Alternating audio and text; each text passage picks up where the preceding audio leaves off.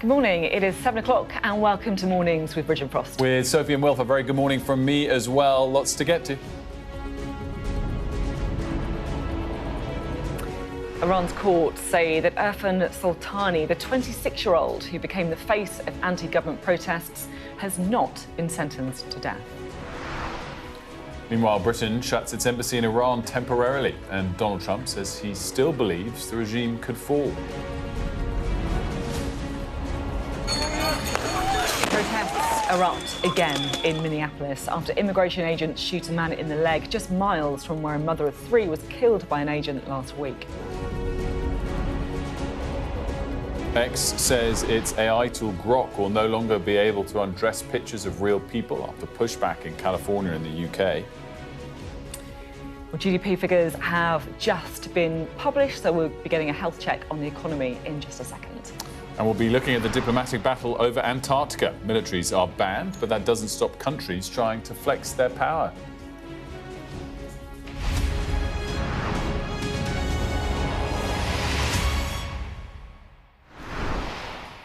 Well, as Sophie was just saying there, GDP figures have just crossed. Paul has joined us. He has them for us, Paul. Yeah, the economy grew in November.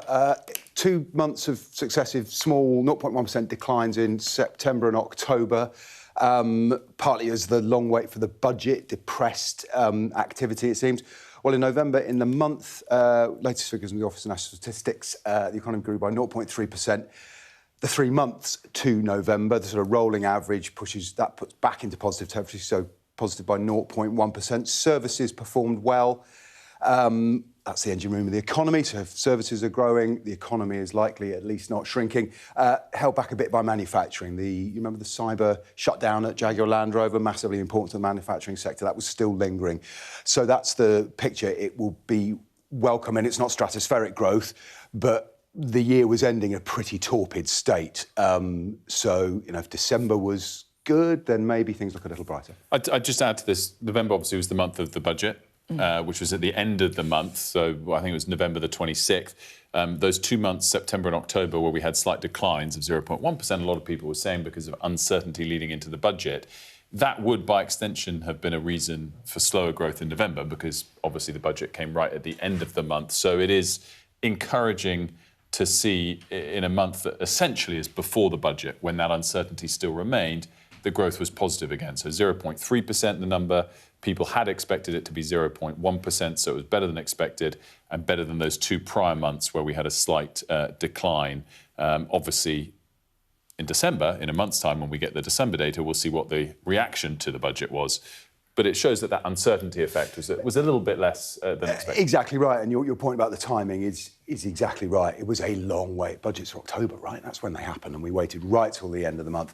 It included tax increases, albeit this time aimed more squarely at those who might be spending money rather than the businesses generating them. But I think there's first half of 2025 was the number the government keeps going back to, the fastest growing economy in the G7. That has tailed right off, and we are looking back into last year here. And so anything that limits that slowdown will give a bit of a crumb of comfort for a Treasury that I think needs it. Paul, lovely stuff. Thank you. Other breaking news for you this morning. It's coming out of Iran because the court system there is claiming that Irfan Soltani has not been sentenced to death. So this is according to state media. He's the 26-year-old who became the face of anti-government protests who we spoke about yesterday. So he was arrested last Thursday and his family were told he had been sentenced to death. They were given absolutely no other information at that stage. That sentence was due to be carried out yesterday, but was halted, we're told. Last night, a family member told Sky News they believed it could still happen, though, at any moment.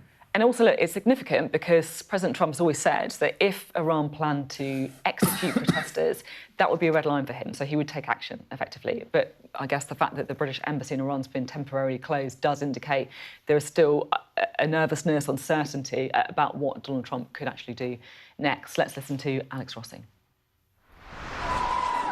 With the internet blackout still in place, the true death toll across Iran remains unclear, but it's likely running into the thousands.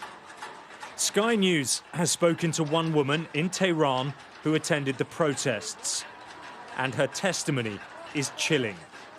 She asked not to be identified for her and her family's safety. Everyone was being shot in the head. I don't think they have space in the jails anymore, so they're just killing us. There were lots and lots of people being sprayed with tear gas. It burnt our lips and our eyes. Without help from the outside, they just kill everyone. This time, everybody is out on the streets. It doesn't matter if you're rich or poor, religious or not, old or young. Everybody wants these people gone. It is still very hard to understand what is happening inside Iran, but the regime is trying to seize control of the narrative, pushing back with images and messages designed to project strength and unity. State television in Tehran has aired footage of large pro-government rallies and funerals for security forces killed in the unrest. Here the crowds are defiant, some carrying pictures of Donald Trump. This one says, "Next time, the bullets won't miss." If Trump comes to this land, the women of Iran will break his legs. We will avenge the blood of every martyr. Unusually, official news channels are acknowledging the large number of dead, including both protesters and members of the security forces. But the regime claims the violence was carried out by rioters and terrorists incited by Iran's enemies abroad. The regime's brutal response has brought global condemnation. US personnel are pulling out of the Al Udeid military base in Qatar as Iran has vowed revenge for any attacks. Donald Trump had warned the regime that killing protesters was a red line. We've been told that the killing in Iran is stopping, and it's stopped, and it's stopping. And there's no plan for executions or executions. So I've been told that on good authority. We'll find out about it. I'm sure if it happens, we'll all be very upset. Iran's leaders see this unrest as an existential threat. And from what's been witnessed so far, they appear willing to do whatever it takes to stay in power. Alex Rossi, Sky News. Alex Rossi there. So it's so difficult to find out, the truth of what's happening, but it does feel like this guy that we've been talking about an awful lot, Irfan Soltani, he's one of the traders, if you like, so one of the normal businessmen behind so many of these protests, and that appears, according to Iran, to have been paused. He's not been sentenced to death. And look, this is so important because it really impacts what Donald Trump could do, right? Oh, completely. On that note, by the way, yes, there was a bit of a roller coaster ride on what people were expecting as it related to US action or not. Actually captured really well by the oil price. It jumped early yesterday quite significantly, 3%, 4%, 5%, which is a massive move for a single day, on the expectation, the growing expectation that he was about to do some kind of military intervention. Of course, the price rises if there's tension in the region and supply might be limited in the short term. By the end of yesterday, it had fallen again as he made those comments that we referenced that imply he's less keen to take action. So it kind of shows, just through the snapshot of the markets and oil prices in particular, the way those expectations are changing and the kind of roller coaster ride that's all on. Yeah, so roller coaster is the word. Now we're going to take you to Minneapolis because protests have erupted again there after a man was shot in the leg by immigration agents or ICE agents last night. It happened just a few miles from where the mother of three, Renee Good, was killed by an agent a week ago. And as soon as the news broke, there was an instant reaction. So furious protesters took to the street. Tear gas was used against them. This is a city clearly on the edge. Our US correspondent Martha Kellner was there. This is a very dynamic scene here on the ground in Minneapolis. It's exactly a week since Renee Nicole Good was shot dead by an ICE immigration officer. Less than 15 minutes drive away where I am on this street, another person shot in an immigration raid. We believe it's a Venezuelan man who was shot in that operation, not a fatal shot. We believe he is injured, though, and being treated in hospital. I've also just been speaking to a gentleman who says that his family, a car with 6 of his children inside, was maced by ICE immigration officers. The protest that sprung up here, they've been trying to disperse it by firing pepper bullets and mace and flashbangs. Well, this gentleman says he and his family were unwittingly caught up in that mace got into the car. He said his 6-month-old baby, a 6-month-old baby boy, couldn't breathe, and so he has been taken to hospital. That father praying, hoping that his son will be okay. But you can really sense, or I have been sensing over the past few hours, the level of anger here being directed at ICE agents. People in Minneapolis say that ICE simply has no part in their city, and some people here going inside what they believe to be a car being used by ICE immigration agents and smashing up the things that are inside.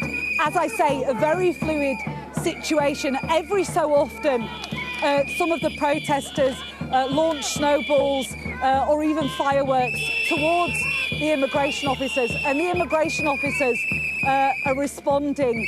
The immigration officers have responded with these pepper bullets or with flashbang devices. Well, that was Martha Kellner just hours after the incident, who happened to be there in Minneapolis for us. Following the incident, the mayor of Minneapolis said that ICE agents in the city are causing chaos and urged citizens to not engage in the violence. We have ICE agents throughout our city and throughout our state who, along with Border Control, are creating chaos. This is not the path that we should be on right now in America. I've seen conduct from ICE that is disgusting and is intolerable. If it were your city, it would be unacceptable there too. I mean, the tensions are rising, aren't they, between both on the streets but also politically? Yeah, the tensions are rising. That press conference was unfolding just as we came in early this morning, so I did actually watch all of it. And, you know, he was making very clear, very legitimately, that he has always been pushing and calling for peace. But I think he went even further this time to say, even if he disagrees with the ICE agents' presence in his state, in his city, and disagrees with the approach, of course, the mayor of Minneapolis is a Democrat, disagrees with the general approach that the Trump administration is taking, that it's not the fight of people in the city to take up. So I thought it was a really interesting press conference, and no doubt that press conference was very geared to try and ease tensions. I think. Yeah. So in other words, he was saying to protesters, you know, make your voice known, but don't do it violently. Exactly, exactly. And as Martha was making clear, and we were in the top, you know, that the speed with which protesters came out after this latest shooting incident was quite striking, and sort of understandably so, even though it was quite a different issue to the one last week. Yeah. We're going to talk next about Grok. So this is the AI tool on the social media platform X, in the news for weeks now, because so many users have, quite disturbingly, been asking Grok to undress images of real people, to put them in string bikinis or whatever. That's now changed. They're no longer going to be able to do that. And it is quite a big climb down from Elon Musk, who, of course, owns the site. Yeah, and it came, of course, after significant global anger on the topic that led also to an inquiry in California, by the way. We've been talking a lot about this topic over the last few days, and going to break it down again for you. Sadia's here. Sadia, what is the sort of development today? I mean, and just give us the context. So listen, it's a huge climb down for a company that is all about free speech and freedom of expression, and we know that its owner, Elon Musk, had even gone as far as calling Britain a fascist state for even discussing perhaps taking down some of this content and banning X in the UK. It is going to be applied to all users now, which means, so I think yesterday the development was that it was going to be paid users would still be able to carry on doing this, and users who are on there for free would not. Now it's all users, but there is a line in its statement about in jurisdictions where it's illegal. So this is in countries where it is illegal to create these deepfakes. In those countries, you won't be able to do it, which means there are an awful lot of countries where it's not illegal. So those countries, people will still be able to create it, which means you could have your photo taken in this country, but somewhere else in the world, someone can still be creating a deepfake using that image. A lot of countries don't make it illegal to create deepfakes, but do have takedown notices, so they can issue a takedown notice to have something removed. But this seems to be about X's influence, and Elon Musk appears to be worried about the influence. You mentioned that California is investigating. France is also investigating in a similar way to what Ofcom is doing here in the UK, the media regulator here. In Malaysia and Indonesia, the grok is already banned. In several other countries, they're looking into it. Yeah, grok is banned, yeah, rather than X. And it is a temporary ban in those two countries. And Italy, Germany and Australia, they've already started looking into this as well, with some countries proposing new laws. So Keir Starmer can't really claim it as purely a victory for him? No, absolutely not. But he's saying the government is going to press ahead with the Ofcom investigation. It's not going to back down. And it is still on the table whether X gets completely banned in the UK. These countries say that these deepfakes are being used to humiliate women, to degrade women, and in some cases as harassment as well. Elon Musk says his critics are using this politically motivated. He says it's an excuse for censorship. And as I say, he's previously called Britain fascist over it. Sadia, great stuff. Thanks so much for that. We've got a bit of breaking news coming out. We've been covering this story for a while, the water shortages for people who fall under South East Water. And Ofwat, the regulator, has just announced that it's launching an investigation into South East Water. Yes, the government asked Ofwat to review South East Water's licence, and this is because of repeated outages. So right now, around 17,000 properties in Kent and Sussex still affected by water problems. This means they're without drinking water. You know, people are having to buy bottled water. It's meant schools, nurseries, businesses are having to close. It's a really, really big deal. Bottled water stations opened in East Grinstead and Tunbridge, and now that news today, Ofwat launching an investigation into something that has caused, I think it's fair to say, outrage. I mean, sometimes you do think, why only now? Launching an investigation, no doubt that investigation will take quite some time. And for all of the criticism in recent years that we've had of lots of the water companies because of pollution, and obviously South East Water more recently for the for these outages, clearly the primary responsibility is on those companies providing it. It's also on the regulator. You know, the regulator is responsible for stopping companies from slipping over the course of time. And again, the idea that you're only beginning an investigation today does seem a bit slow off the mark from the regulator. We just got one other piece of breaking news to bring you. Not much information to give you on this, it should be said at the minute, but what we can tell you is that Russia has said it has expelled a British diplomat identified as a spy. This is according to the Reuters news agency. Yeah, so we'll keep giving you any update on that. Doesn't feel hugely significant at this point, but certainly if he's just been expelled, sent home, but something we'll keep you posted on going forward. Another little bit of news to bring you. David Hockney, do you remember the Bayeux tapestry coming over to the UK? I do. I think you said, do I remember? I mean, I wasn't involved in the commissioning of it. No. But it's coming over, the Bayeux tapestry, and it was announced with great fanfare. But David Hockney, as in the artist, he says it's madness. He's not happy about it. He's saying it's completely priceless. It risks damaging it. The reason it's coming over in the first place is that they are redeveloping where it's housed in France. I forget exactly where it's. So it's a storage solution. And it's a storage solution. We get it for a year. We're sending some other items over to them. I don't know how hard it is to move a tapestry. Clearly it is priceless, but it'd be quite nice to have it here. It is about a moment in British history. Yeah, I mean, I'm definitely going to try and see it, I have to say. Do you know what I'm going to check for? Your next guest is nodding, so he might be an absolute expert on this and know the answer to this, but I'm going to check for next hour. Why is it kept in France in the first place when it's about the Battle of Hastings? I don't know. I'm not sure. I think the Health Secretary might know the answer. Yeah. If you were wondering by Will's comments that our next guest was like, you know, David Hockney or like, you know, some historian, it's not. It's biggest letdown of the new year so far.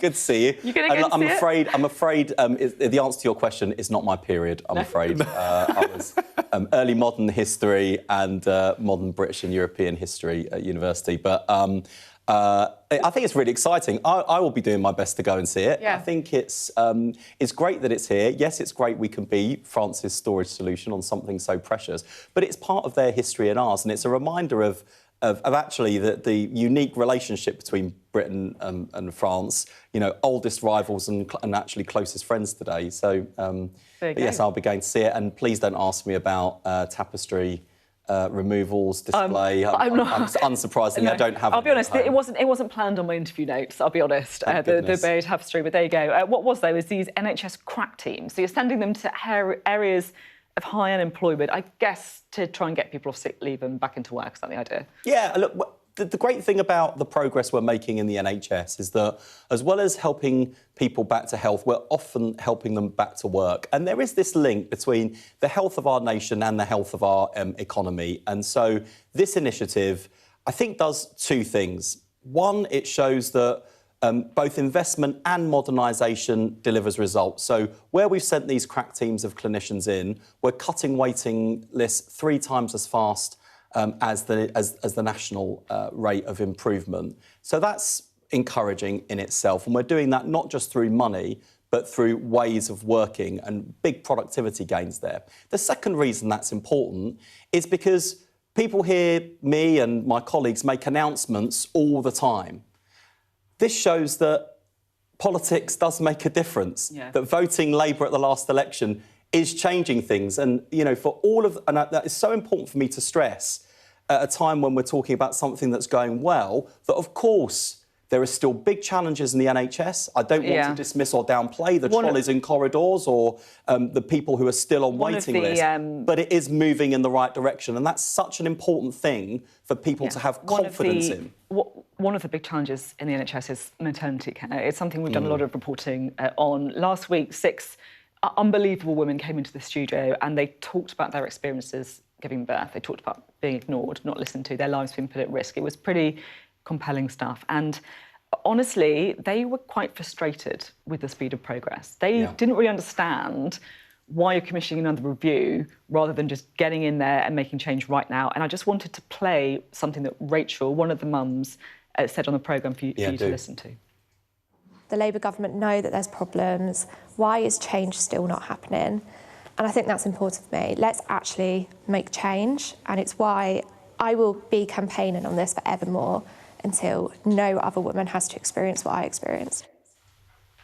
Yeah, that is absolutely the right challenge. And by the way, I'd really like the mothers you had on your programme to get involved with some of the work that not just that we're doing, but I'm personally leading, because of all of the patient safety challenges we've got in the NHS, this is the one that actually worries me most.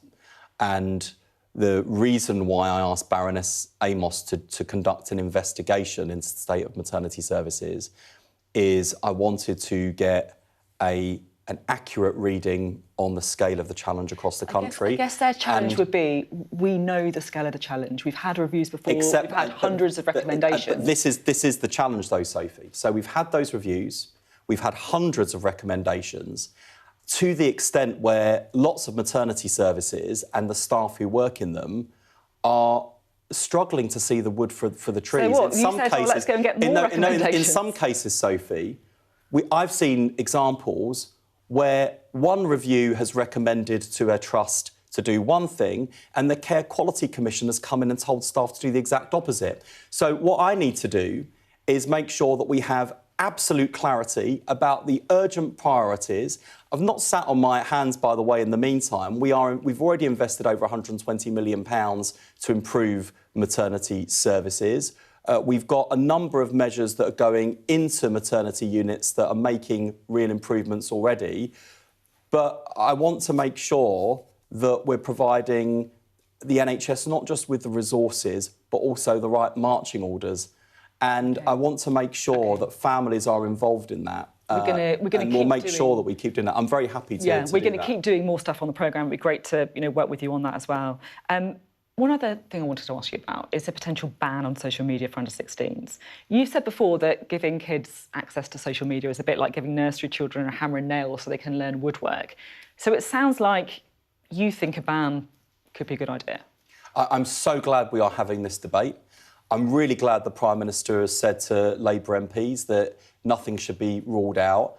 I think this is an enormous challenge and one we've got to get right.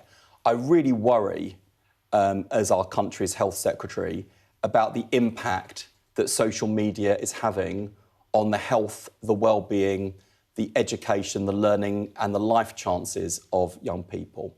Whether that's the impact of doom scrolling on cognition and brain development, whether that's the fact that school playground bullies now get to follow kids home and bully them in their bedrooms through their screens on social media apps, whether it's the issues we know exist around body image, around grooming, around exploitation. Do you think there should be a ban? I'm certainly in favour of action in this area. I don't want to sort of impose my view on the debate and try and silence other voices here, because I can understand some of the counter-arguments that talk about some of the positives of being online and some of the positive connections that social media brings. So I don't want to be indifferent to or dismissive of some of those PM arguments. about it? Have you been lobbying him about it? Have you been having conversations? Well, we're all having that debate, and the Prime Minister's interested in it. He's interested. So is that yes? You have been talking to him He's about interested in it because he's a father himself. He's interested in it because he cares about everyone's children, not just his own.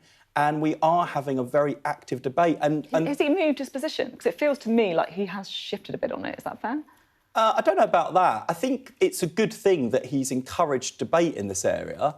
And I think it's an even better thing that that debate isn't just between politicians, it's with the country. Because on big things like this, big questions, I mean, these are conversations, you know, on school gates and in Facebook groups and WhatsApp groups among loads of parents. It's something that people are really worried about. I'm worried about it for my nieces and nephews. So I'm really glad we're having this debate. I want it to be an evidence-based, informed debate. I definitely want getting stuck into the debate, because I just think that we've allowed new technology to be unleashed without properly understanding the consequences. Very, very finely, because I think it's fair to say there's been quite a lot of comment pieces, analysis written about you and your potential ambitions over the last few months. Do you want to be Prime Minister? I've already got a leadership role. I'm leading the biggest public service in the world and the biggest corner of the British state, and we're making a real difference. Do you want to be Prime Minister? Minister? So I'm very happy doing the job that I'm doing, thank you very much, and I'm really proud of the job we're doing. I know there are lots of challenges, and I know that I don't want to dismiss the experiences of people watching who've had negative experiences, to pretend they don't exist, or that there is far more to do than that we've already done. But just to give people that sign of hope at a time when people are despairing and sliding into fatalism, questioning whether voting changed anything, were making any difference. On New Year's Day, we had the largest volume of 999 calls in the history of the NHS, and ambulances arrived 15 minutes faster on average than the same time last year. Lots done. Lots more to do. Change has begun, and the best is still to come. OK, Ms. Treating, thank you very much. We'll have more in just a few moments' time.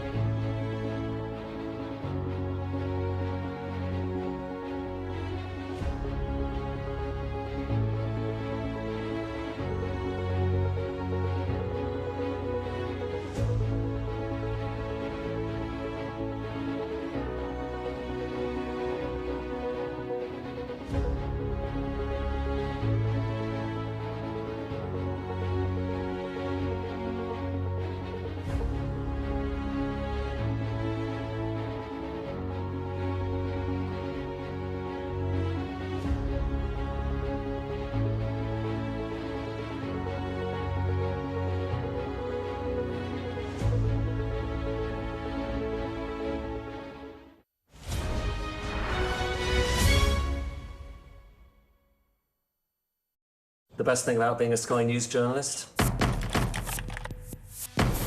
going to take you behind the scenes here for Election Night Live. They have gone up and up. Being a Sky News journalist. Ed Conway, Sky News, is anyone going to talk to us? Mortgage rates did go up very sharply during your time in office. Here it is. First off, just the scale of what we're looking at. Our data shows it's been happening. Question is, why it hasn't been stopped. What's the best thing about being a Sky News presenter?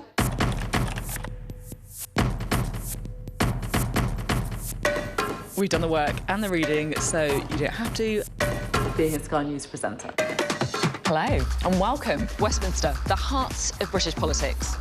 I'm so sorry about what happened to you. So what on earth is going on? It's not true. Can I tell you what I think is really unusual? Mornings with Richard and Frost. Let's crack on. Let's get started. Team.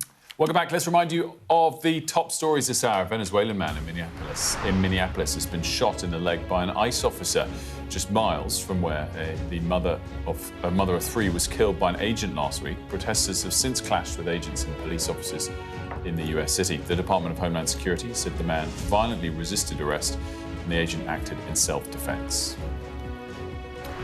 The UK has temporarily closed its embassy in Tehran, and the US has begun pulling troops out of the US airbase in Qatar. This is all over tensions persisting in Iran. Donald Trump still considering whether to order strikes against the regime after saying the executions of protesters seems to have stopped. Elon Musk's social media platform X has agreed to block the AI tool Grok from undressing images of real people after backlash from around the world. The UK's media regulator Ofcom had launched an investigation into the platform. Now, we're talking a health story next, and specifically the question, should we consider treating conditions like chronic pain and even depression without medication? Now, that is a question posed by one doctor who's been investigating the UK's reliance on prescription drugs. And he joins us now, we're delighted to say, Dr. Rangan Chatterjee, GP and author. Thanks so much for joining us. Very good to see you. Yeah, thanks for having me.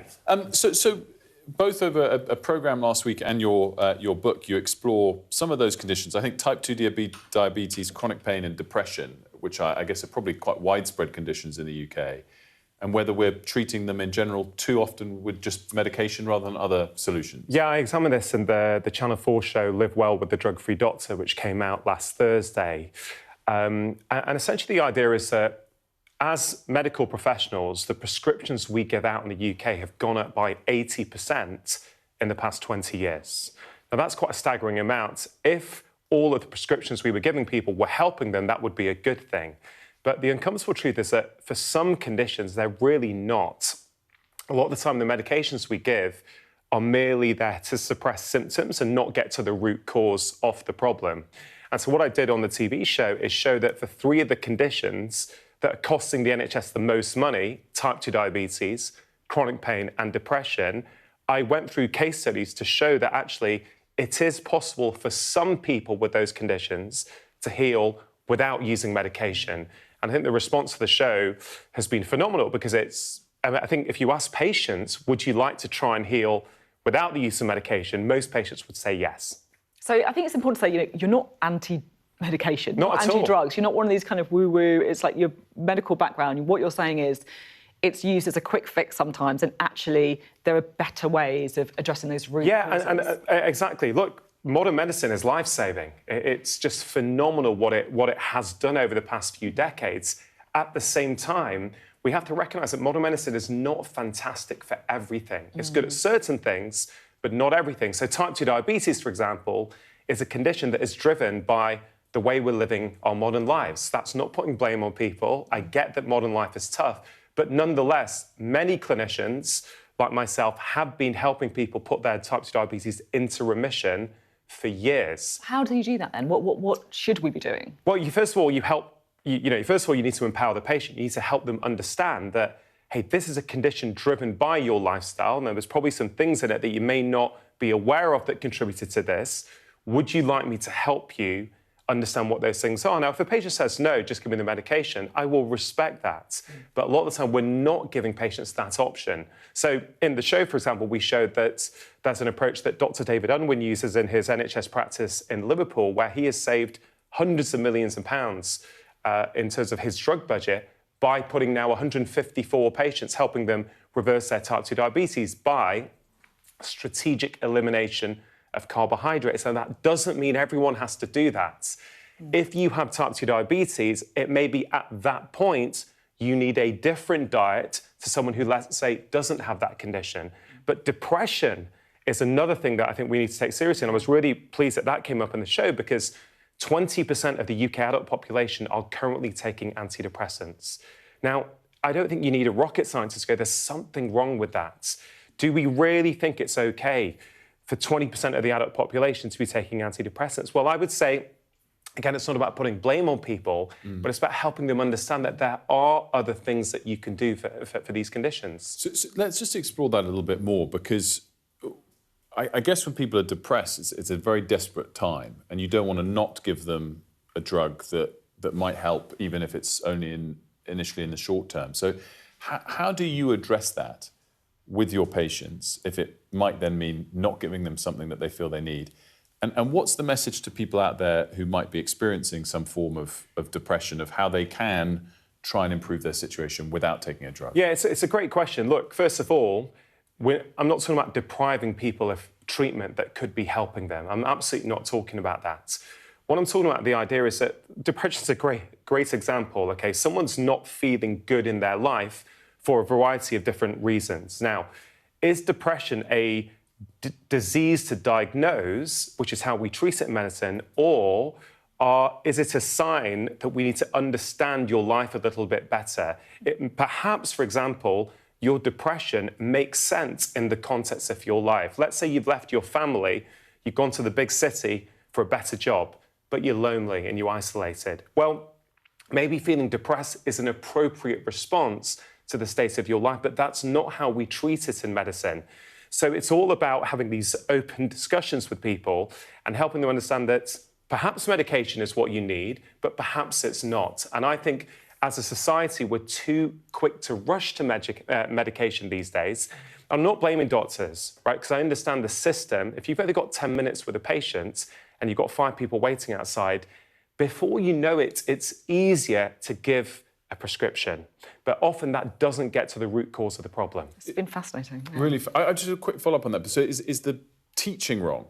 Is the profession, not the individual doctors, wrong, that we've approached this in the wrong way? Yeah, I think essentially what we've done is we've taken the modern medicine approach that works so well for acute problems, like a chest infection or a pneumonia. Right, there's a problem, we'll give you a pill, the pill fixes it. And we try and use that approach for chronic conditions that are driven by our modern lifestyles. And that's why I think that there's a slight friction. Really fascinating. Thanks so much for joining us. Thank you. We'd love to continue the conversation another time, Dr. Rangan Chatterjee. One of those ones where you could have talked for 10 minutes, 20 minutes. Very, very interesting indeed. Now, another row brewing in the government. Rebel MPs from the Labour Party are furious that plans to scrap some jury trials will affect those already waiting for justice. So this is all about the battle for the future of the justice system. It is one of the biggest reforms that the government is pushing through. And our deputy political editor, Sam Coates, went to one of the worst impacted courthouses in Britain. So big delays. And he took one of those Rebel MPs with him. Imposing from the outside, Snaresbrook in East London, where justice is handed down for the capital's most serious crimes. This court topped the charts last year for the biggest backlog of cases. With the rules and the procedures... This man, a lawyer, a Labour MP and someone who calls Keir Starmer pal. What kind of cases were you trying? We saw firsthand during a morning in court, watching case after case, delay after delay. It's 17 years since you were standing in court defending people. How's it changed? What do you make of that? I'm gobsmacked. Genuinely, I'm absolutely gobsmacked. I mean, it was chaotic. There was counsel not available, missing from court. All of those things are broken, and it's clear to see. There were defendants at point. There were no lawyers at point. They didn't know who the lawyers were. There weren't documents. The whole system looked like it was really strained. A backlog of 85,000 cases. How has this happened? The long tail of the pandemic, but spending on justice squeezed in the mid-2010s. It's still below highs of the last Labour government. The number of days courtrooms are in action, now a record high, but still capped by ministers to keep down costs. The real day-to-day picture hidden. On the day we visited Snaresbrook, 58 courtrooms across England and Wales sat empty all day. That's 1 in 10. The government's proposal, a bit more money, along with major reforms to the right to a jury trial. Let me be clear, we're not getting rid of jury trials. We are reducing the rights of defendants to insist on a jury trial by making sure that it's the court that's in charge of deciding the mode of trial. And I think that's a really important point of principle. But the plan is facing opposition from all sides. Carl Turner cannot believe what's proposed. Why do you think David Lammy, Keir Starmer are proposing these reforms if you don't think they're going to help with the backlog? Laziness, frankly. Sticking plaster politics. The stuff that Keir Starmer, my dear friend, promised in opposition the Labour Party wouldn't do. What are you going to do the day after this legislation passes, if it does? Labour MPs like me are sick to the back teeth of being marched up hills only to be marched back down again. I'm fed up of it. Other Labour MPs are fed up of it. And you've got to concern yourself about some of us saying, I've had enough, I'm off. Everyone agrees on the problem, but the government insists this is the only response. As David Lammy said, none of these reforms are going to apply to the existing backlog. Well, let me clarify something for you there, Sam. Cases that are already in the system where a trial date hasn't been set, these measures will apply to those. There are reports that there could be some changes, further changes to the proposals that you're putting forward. Is that going to happen? No. We think the judge-only proposal is robust. It's what they do in Canada. I've got confidence in our judges. Thousands each day head to places like Snaresbrook, but soon those courts might be changing. A mighty fight is coming, involving a government that has shown it backs down. We wait for the final verdict. Sam Coates, Sky News, Snaresbrook. Delighted to say Sam joins us now. Take a brief pause from recording his morning podcast, or maybe that's already been done. Sam, great to have you with us. What are the rough numbers, do we think, of Labour MPs who feel the same way as the one you spent time with there? So 39 MPs, Labour MPs, signed a letter before Christmas indicating their unhappiness with the proposals that David Lammy has been spearheading to strip some jury trials away from defendants. What was interesting in the reporting that we did is that the government are not only not backing down, but going further by promising to strip jury trials away from some of the people already facing the system. So in effect, retrospectively changing the conditions for trial. And that could escalate things, Wilf. And the tone that you heard from the minister in the piece, Sarah Sackman, is pretty uncompromising. She thinks she's got the absolute backing of Keir Starmer. But the problem is we've seen this drama before on so many different things. Just this week on ID cards, where that will no longer be mandatory. We've seen that on hospitality and additional help for pubs. One person's policy evolution is another person's U-turn, and this government is getting a reputation for not being able to stick to things when the political tidings get a bit rougher. So let's see on this. It's a long way to go before the government gets this on the statute books and actually does deliver the reform that they say is absolutely necessary. Sam, I'm interested to hear a bit more about what you saw at Snaresbrook Crown Court, because we hear a lot about the delays and the impact it has on victims, but I'm just so fascinated to understand a bit more from you about what the kind of reality of it is like on a kind of daily basis across the UK. Yeah, look, what we did earlier this week was just go and sit in a court and watch justice at Snaresbrook being handed down, or at least that's what we tried to do. We went and sat in Court 16, and there was less justice than you might expect because barrister after barrister stood up and effectively had to apologise for the fact that their defendants hadn't turned up, that the paperwork wasn't ready, that the programmes that offenders had been sentenced to hadn't been carried out because they weren't ready, because there weren't the resource. There was no court usher in the court that we were sitting in. It was chaotic. And I was sitting there with Carl Turner, who you saw in that film, and we were both kind of agog at really the shambles. You know, from the outside, our justice system looks impressive. You know, the austere buildings. It's designed to instill a little bit of fear in all of us.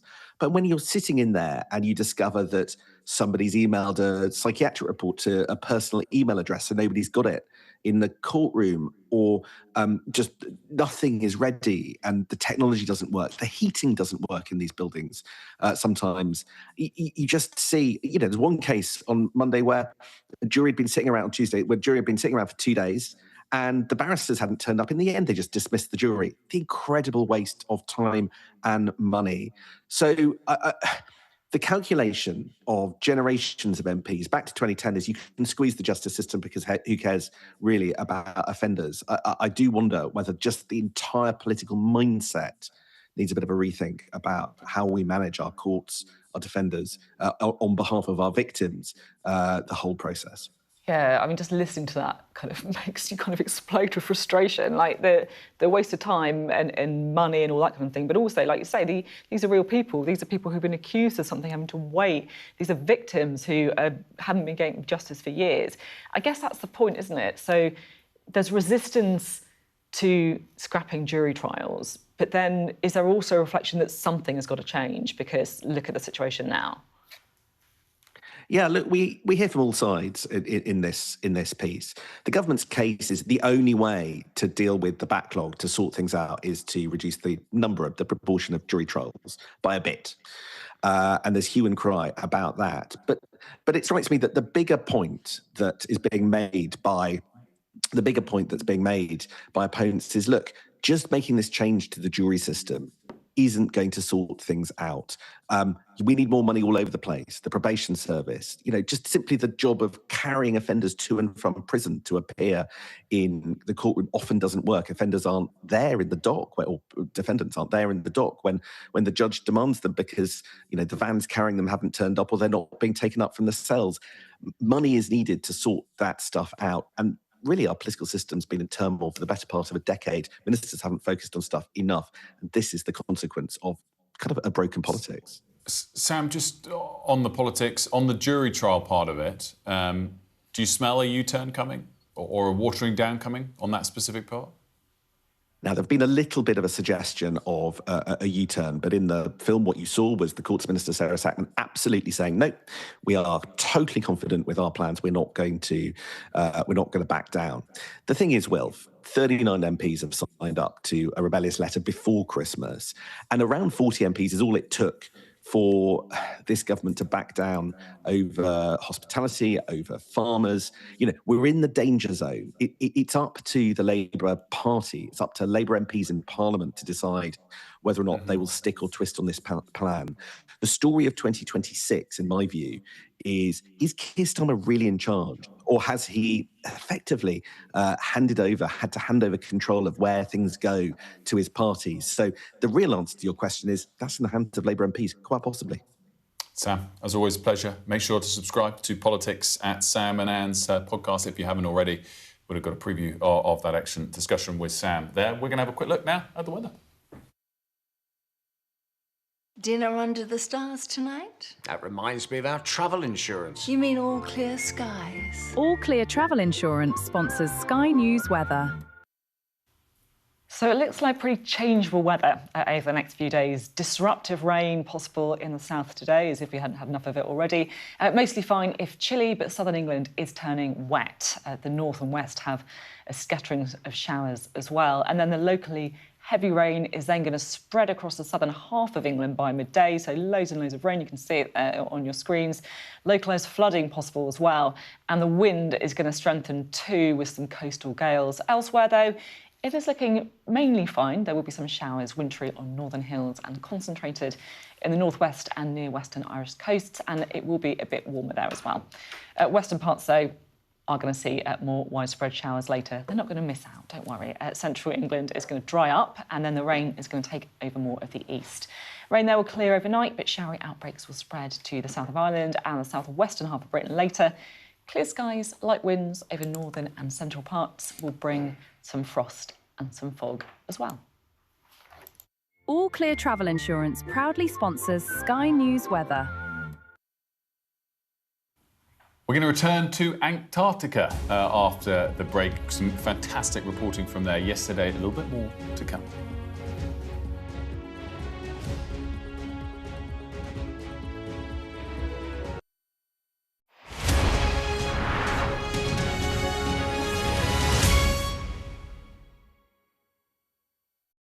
Okay, there's a lot of firing going on. Can you explain to me why? We're journalists, sir.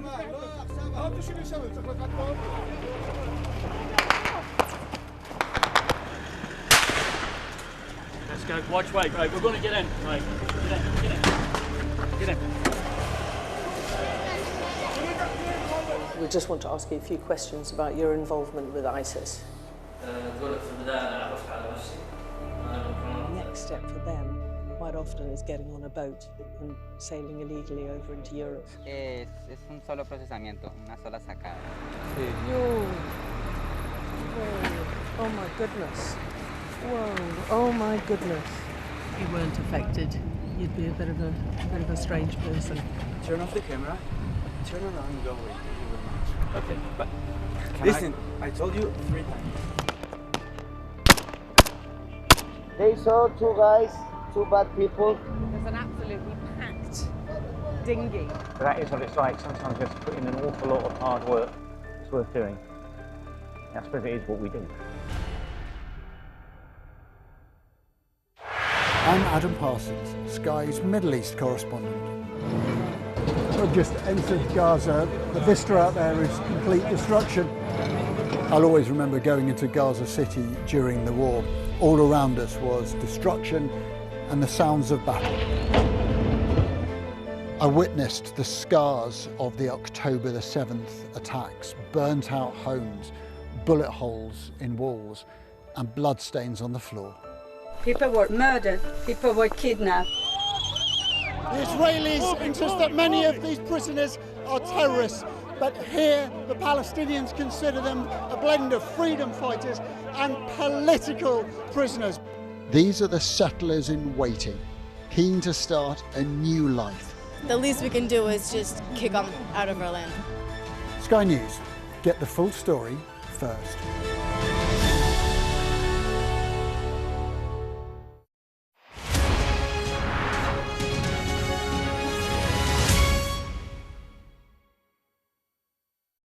What's the best thing about being a Sky News journalist?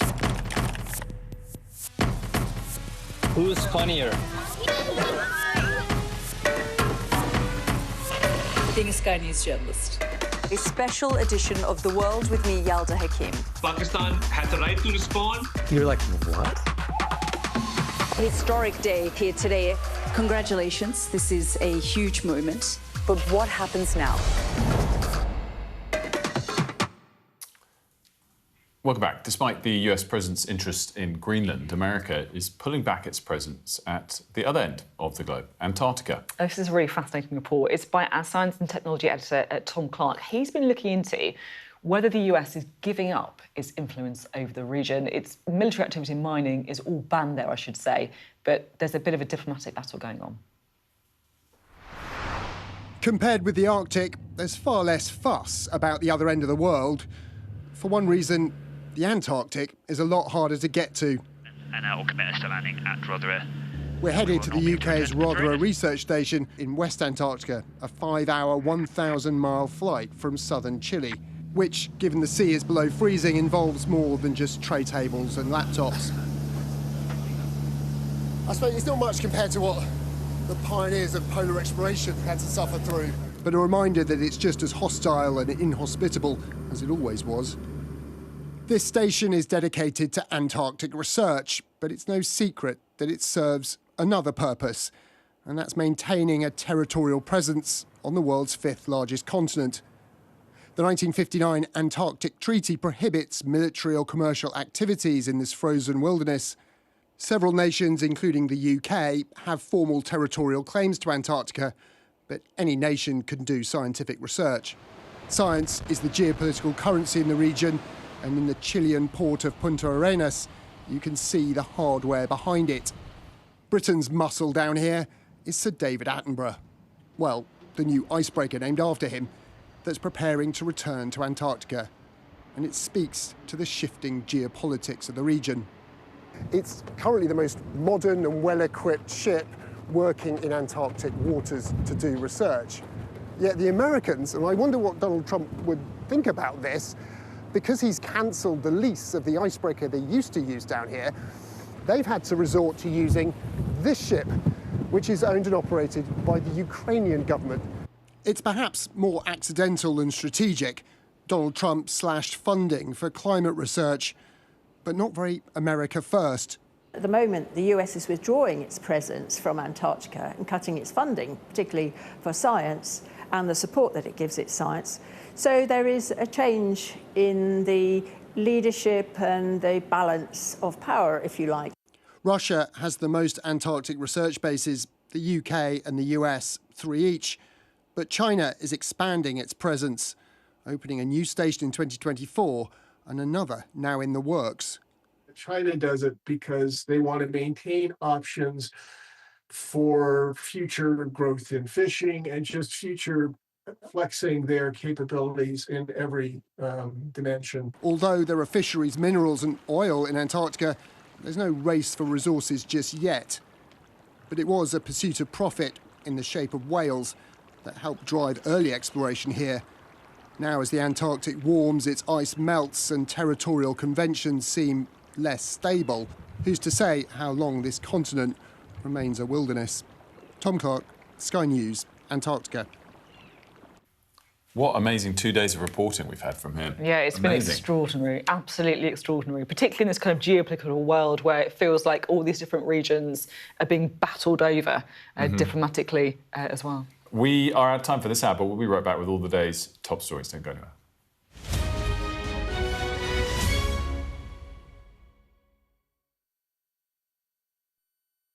The best thing about being a Sky News journalist?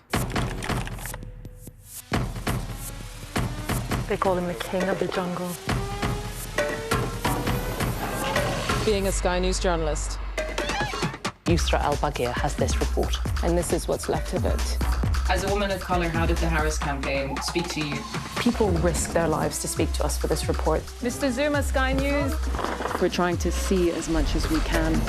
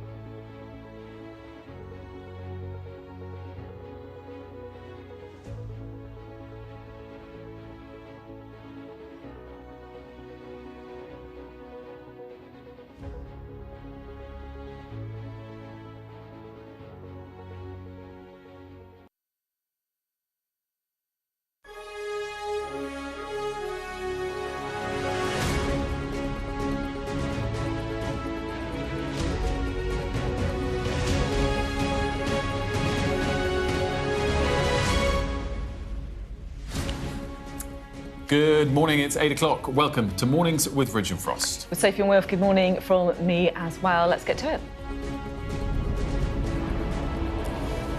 Iran's courts say Irfan Zoltani, the 26-year-old who became the face of an anti-government protest, has not been sentenced to death.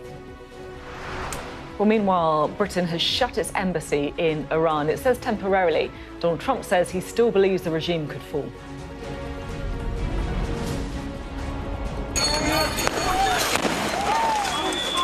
Protests erupt again in Minneapolis after immigration agents shoot a man in the leg just miles from where a mother of 3 was killed by an agent last week. Breaking news to bring you. Russia expels a British diplomat alleging they were acting as a spy. Also today, we're talking ageism with Mariella Frostrup and why over 50s are far from past it, as some would claim. And a medical emergency on the space station forces some astronauts back to Earth. We're going to bring you the live splashdown this hour.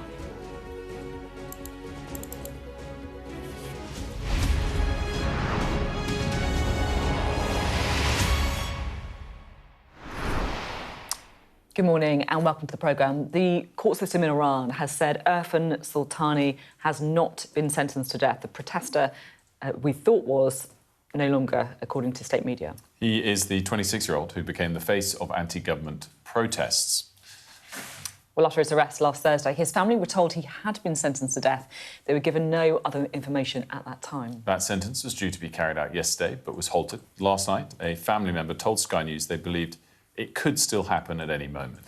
And look, this is really significant, not just for Irfan and his family, but also because President Trump has said that if Iran planned to execute the protesters, that would be a red line for him. In other words, he would take military action. However, the fact that the British embassy in Iran has been temporarily closed indicates there's still a nervousness about what Donald Trump could do next. And in the last hour, the British embassy in Israel has advised against all but essential travel to Israel. Our Middle East correspondent Adam Parsons joins us from Jerusalem. Adam, why don't we just quickly start there? How significant is that step from the British embassy in Israel to advise against all but essential travel there? Has that happened often in the last few years or not? Well, this is the Foreign Office advice now is to avoid all but essential travel to Israel. I think it's a reflection of the nervousness, the jitters around this region. We saw that, of course, previously during the war, when airlines would stop flights in and out of Israel, and of course, a lot of people simply didn't want to travel here because when you have the potential for missiles being flown between this country and another, well, a lot of people are reluctant, nervous to take to the skies in those circumstances. So I think that is the point that, on the one hand, on travel, the British Embassy will also be aware that tensions here can escalate very, very quickly. At the moment, this is a morass of rumour and counter-rumour. You can talk to 100 people here, and some of them will say, no, there'll never be a war, and some will say it's going to happen tonight. I think there's a lot of nervousness about not necessarily Israel taking the first step. I don't talk to many contacts who think that is likely, but that America will fire missiles at Iran, and that when Iran responds, the missiles will come at Israel as well as American bases over the course of this region. For the moment, we are in a sort of wait-and-see area. IDF contacts telling us that they are in a defensive posture, but they are prepared for all eventualities. And I think that the simple fact is that Iran is the focal point of so much interest for Israel, for the United States, and for the wider region. A lot of people are holding their breath and waiting to see what happens. And these sort of advices of troops being moved out of American bases, of embassies being closed, staff being moved, and these travel advices being issued are not about what's happening now, but they are about what could happen in the very near future. Adam, thank you very much indeed. Adam Parsons there reporting from Jerusalem. Now, protests have erupted again in Minneapolis after a man was shot in the leg by immigration or ICE agents last night. So it happened just a few miles from where mother of three, Renee Good, was killed by an agent just a week ago. So you can imagine the reaction. Well, when the news broke, there was protesters taking to the street. Tear gas was used against them. And this is, of course, a city that has been on edge for the last couple of weeks now. Our US correspondent, Martha Kellner, was there. This is a very dynamic scene here on the ground in Minneapolis. It's exactly a week since Renee Nicole Good was shot dead by an ICE immigration officer. Less than 15 minutes drive away where I am on this street, another person shot in an immigration raid. We believe it's a Venezuelan man who was shot in that operation, not a fatal shot. We believe he is injured though and being treated in hospital. I've also just been speaking to a gentleman who says that his family, a car with 6 of his children inside, was maced by ICE immigration officers. The protest that sprung up here, they've been trying to disperse it by firing pepper bullets and mace and flashbangs. Well, this gentleman says he and his family were unwittingly caught up in that mace got into the car. He said his 6-month-old baby, a 6-month-old baby boy, couldn't breathe, and so he has been taken to hospital. That father praying, hoping that his son will be okay. But you can really sense, or I have been sensing over the past few hours, the level of anger here being directed at ICE agents. People in Minneapolis say that ICE simply has no part in their city, and some people here going inside what they believe to be a car being used by ICE immigration agents and smashing up the things that are inside. As I say, a very fluid situation. Every so often, some of the protesters launch snowballs or even fireworks towards the immigration officers, and the immigration officers are responding. The immigration officers have responded with these pepper bullets or with flashbang devices. Well, following the incident, the mayor of Minneapolis said the ICE agents in the city are causing chaos, but urged citizens to not engage in any violence. We have ICE agents throughout our city and throughout our state who, along with border control, are creating chaos. This is not the path that we should be on right now in America. I've seen conduct from ICE that is disgusting and is intolerable. If it were your city, it would be unacceptable there too. Well, we're talking water next, because if you live anywhere in the southeast, you may be experiencing problems getting fresh water in your taps. And now the regulator, Ofwat, has launched an investigation into southeast water because it keeps happening. Yeah, it comes after those repeated outages. Sadia's here to tell us more about that. And so what's the formal sort of steps to trigger this investigation? So it's been repetitive across parts of Kent that they've had water supply issues, and we know it started in November and then we saw it again in December, and now the most recent one which followed Storm Goretti. And residents in those areas say that these water supply shortages destroy their towns, especially in the run-up to Christmas when, you know, shops would normally be heaving with people but businesses had to shut. We've seen in the last week schools had to be closed as well. The areas affected include Maidstone, Sevenoaks, West Sussex and surrounding areas, Tunbridge Wells, Canterbury and Whitstable. We know tens of thousands of homes are still without water, and that is after South East Water, which regulates the water there, told us that on Tuesday there were 25,000 homes that were still affected. So you can just see the sheer numbers of people that are being affected by this. There are bottled water stations around. We can see pictures there that we've taken earlier this week, where people can go to collect drinking water. It is simply not enough. And because of these repetitive issues and because they are varying issues, so this time we're being told it's because of burst water pipes, because of the freezing temperatures and a result of Storm Goretti. Last time it was about water treatment issues. Ofwat, which is the regulator for water companies, has now launched this investigation. Yeah, it's interesting, isn't it? Because we've done a few interviews on this, haven't we? And the things that keep coming up again are firstly the fact it keeps happening. It's not just a one-off that I think people could deal with, but also the communication has been terrible. Like, people feel that they've got no guidance on how long it might go on for. I mean, are these the kind of thing that might be looked at in the investigation? Exactly. That is the crux of the investigation. It is looking at their customer services standard obligations and whether South East Water have abided by those, but also have they managed to step in and support customers when these failures come. Interesting stuff. Sadia, thank you very much indeed. Sadia Chowdhury, they're talking about those ongoing issues with water in South East. Now, Russia says it's expelled a British diplomat who they say is suspected of being a spy. Our Moscow correspondent Ivor Bennett joins us now to talk us through the significance of this. Ivor is, in fact, not able to connect us. We've just lost that connection with Ivor. We're going to get Ivor back up, though, in a little bit. And talk to you about the significance of that diplomat being expelled from Moscow. Yeah, we'll bring you that as soon as we have it. In the meantime, we can talk about the UK economy because we've got a bit more information coming through today. It's the big one. It's the one that everyone always looks at, which is GDP figures, growth figures. And we can say the economy grew by 0.3% in November. That's according to the Office of National Statistics.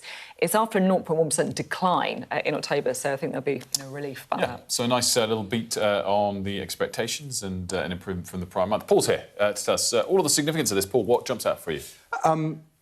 The point you've touched on, a bounce back in November, 0.3% in the month, and the three-month trend moving back into positive territory, which the three-month trend is a little more helpful into giving us an idea of the trend.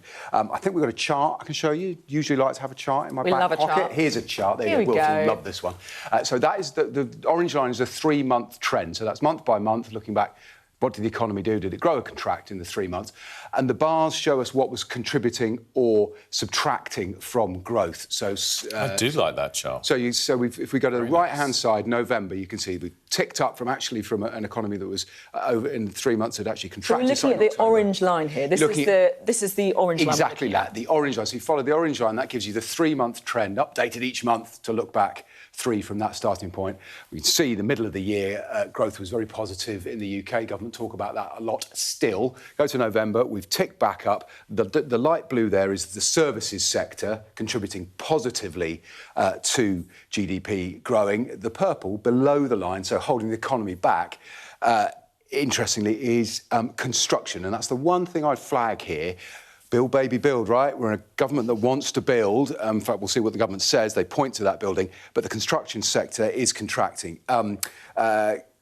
Let's look at what the Treasury have actually, how they've responded to that this morning. And they point exactly to their plans to grow the economy. I think have we got that? Have we got that statement? There it is. To make the economy work, we are reversing years of underinvestment by protecting record infrastructure investment, driving through major planning reforms, backing expansion at Heathrow, at Gatwick, delivering Northern Powerhouse Rail and getting Sizewell C built. Now, again, they kind of said this in October as well. They've added Northern Powerhouse Rail because they announced it. What strikes me about all of those is they're multi-decade projects. So they're talking about short-term growth while referring to stuff that is going to take a very long time to build. I still think they'll be pleased that there's some growth here. There's one-off factor in here that's been dragging things down. The manufacturing sector, particularly cars, motor vehicles. You'll recall the Jaguar Land Rover slowdown, shutdown, cyber incident back in August, knocked a hugely important company to the east, to the Midlands and to the UK offline, couldn't produce any cars. If you take that number, that's worth 0.1% to GDP over this period. So the number would be better if that hadn't happened. Not good enough for the opposition. Of course, Mel Strider's had a word with us this morning and he says this is not good enough.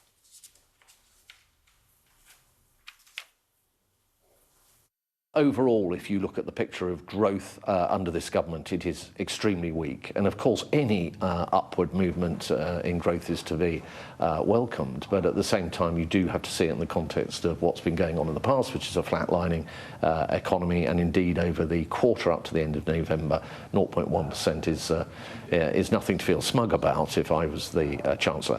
And it's due to her choices, the fact that she's been not gripping public spending and the benefits bill in particular, but has been putting up taxes on hard-working people and businesses.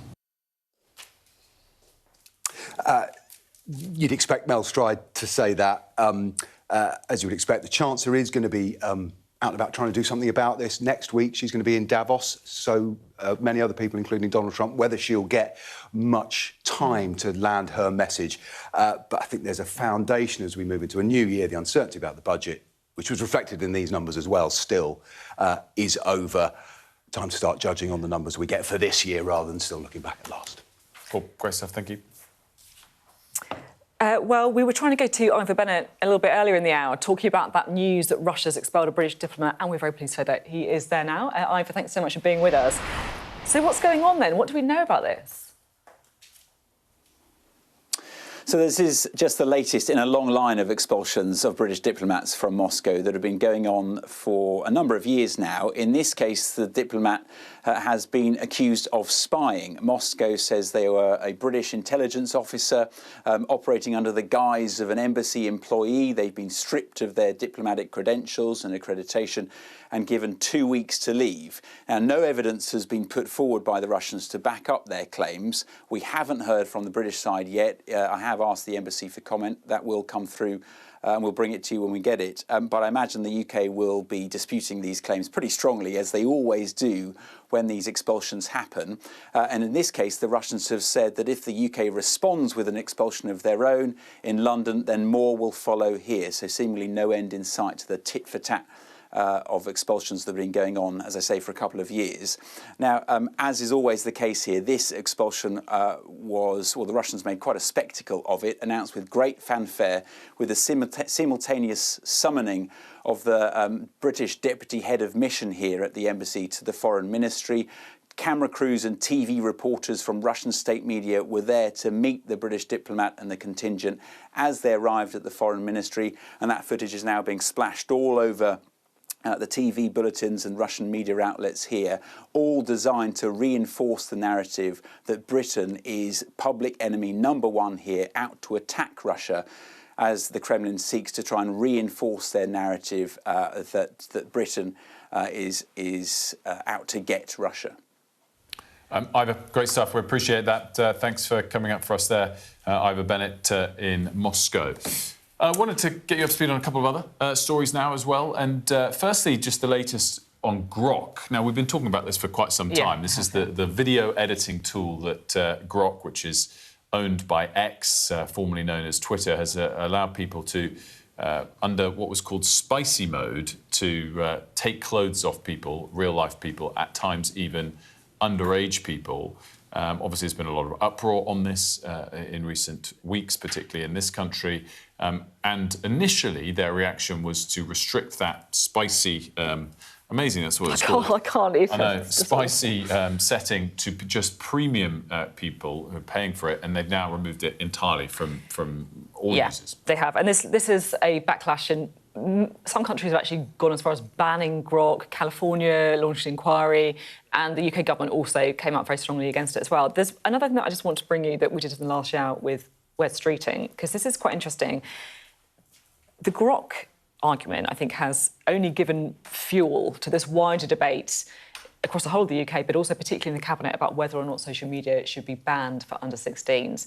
My sense is that West Streeting, the Health Secretary, is one of the ones on the, I guess, the side of the argument that, yeah, we should definitely start looking at this seriously. I asked him about it this morning. Just listen to what he said. Well, he's interested in it because he's a father himself. He's interested in it because he cares about everyone's children, not just his own. And we are having a very active debate. And has he moved his position? Because it feels to me like he has shifted a bit on it. Is that fair? I don't know about that. I think it's a good thing that he's encouraged debate in this area. And I think it's an even better thing that that debate isn't just between politicians, it's with the country. Because on big things like this, big questions, I mean, these are conversations, you know, on school gates and in Facebook groups and WhatsApp groups among loads of parents. It's something that people are really worried about. Interesting, his take on that. I mean, oddly, you kind of...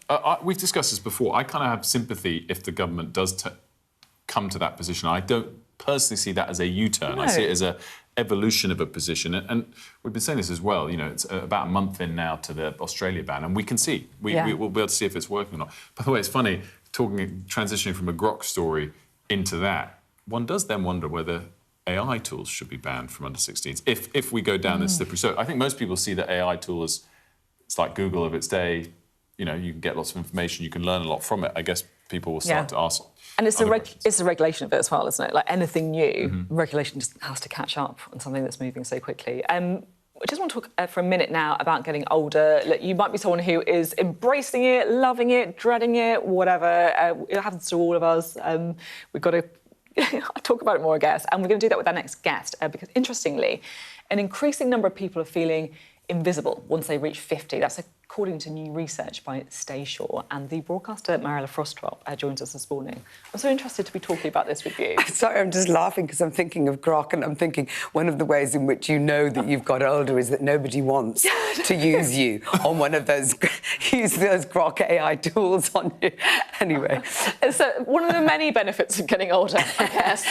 Not being objectified all the time. Tick. Yeah, but I suppose with not being objectified, what comes along with that package is the sort of, this Stay Sure campaign, which I'm supporting, which I think is really important because it just, compounds some of or breaks some of the stereotypes around ageing. But 46% or 43% of people saying that they feel they're treated as has-beens post the age of 50. The other day I interviewed a 94-year-old poet. She was amazing. She was sharp as a button. Ruth Fainlight, amazing. And I did the maths and I thought, she's 32 years older than me. That's a very long time to live, being completely obscured by society and presumed to be retired off without any impulse to still live life to the full. My first question when I saw this data, I'm interested in your take on it, is how much of people feeling like they're not being given proper weight over whatever age line we draw is their misinterpretation of it versus society also genuinely overlooking them? Do you think there's a balance between the two? No, I don't think it's misinterpretation. I think the messages that society sends you the minute you sort of hit midlife are that the expectation of you is to sort of slope off, keep quiet, keep out of the way, keep a low profile, retire at some stage. And I think that is compounded. Every advertising campaign you see, if you look at holidaying for the over 50s, you're instantly in a baggy linen outfit stepping off a coach. That's just absolutely not true of my generation. And in fact, 34% of people, again, in this campaign said that they travel more adventurously, for longer, and yet the travel industry appeals to these people with cruises, which there's nothing wrong with a good cruise, but, it's not the only thing that people over 50 do. Do you think it's different for women and men? Yes. I mean, there's definitely... Silver fox is a kind of sexy description, isn't it? But I don't think there is a female equivalent. And when you look at, this week, what happened with Rachel Ward, the actress... This is a story that, it's really struck me. It was all over my Instagram. Yeah. She's an amazing actress. From the Thornbird. Very, very beautiful when she was young, men lusting after her right, left and centre. She looks her age, so 60s, normal. Do you know what? I think she looks absolutely great. She lives on a farm out in the middle of nowhere in Australia. She's got, really healthy glow about her. She happens to have grey hair. She's chosen not to keep dyeing it like the rest of us. But, that's it. And the pile-on Instagram. And I remember Julia Roberts, when she was just 50, and she was sitting... there was a photograph of her with her niece.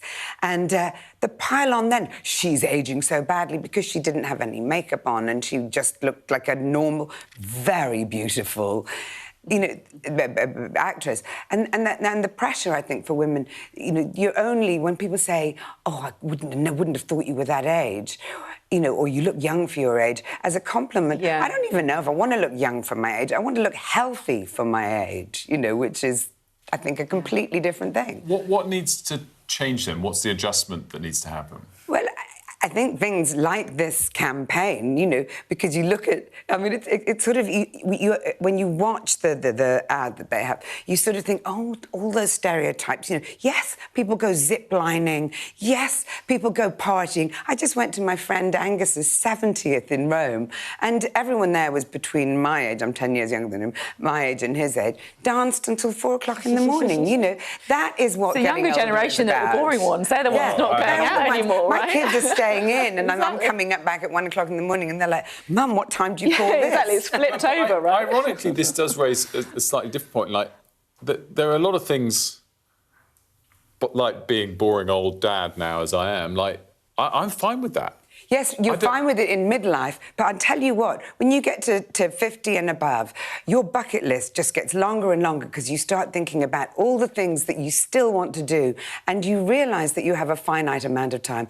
I think I was, you know, in terms of things I was doing, I was definitely at my dullest during my sort of 20 years of raising my kids, because you went on nice holidays where you stayed in a villa and, you know, the kids were okay, or a hotel with a kids club, and you're knackered the whole time. Whereas now, I'm like, bring it on, you know, throw me an invitation to go to Papua New Guinea diving, I'm there. We asked Mariella to send in a couple of her favourite photos, and I love these because it goes against everything you were saying about... Not favourite photos, though, because that sounds really vain, but they're just photos that sum up the fact that you don't have to be, you know, on a coach. So what's going on here, then? That is bit of TRX training. One of my favourite places is this health boot camp place called Yotan, and my friend Alex took that picture. And look, you can just see, like, I haven't got any makeup on or anything, and I am doing something that's fitness related. And why don't we see more images of women and men over 50 doing things like that, rather than, you know, a grey bun? Nothing wrong with a grey bun. The joy there is also gorgeous. Taken by my same friend. In fact, I should just take her with me everywhere. I thought it said pictures Marbella, but it says Mariella. And it could be Marbella. Well, it could be, but it's the very north of Scotland at my friend Alex Mahon's 50th birthday, and we all went for a cold water swim. And, yeah, you know, there is an exuberance to life as you get older. I think it's like everything, you know, when you know that it's coming at some point to an end, it gives you an added zest to kind of live it to the full. It's a great message. And I should say that just looking at those two pictures has brought me so much joy, and it does make you realise how rarely we see those kind of images, honestly. And so thank you very much for bringing them to us. Absolute pleasure. It was so nice to be here. Lovely to have you with us, Mariella. Thanks so much. Coming up, we're going to be talking about student loans. This is building on a story that we done earlier this week, and it had a huge response. It's clearly a really, really big issue for a lot of people, so we're going to be continuing our focus on it.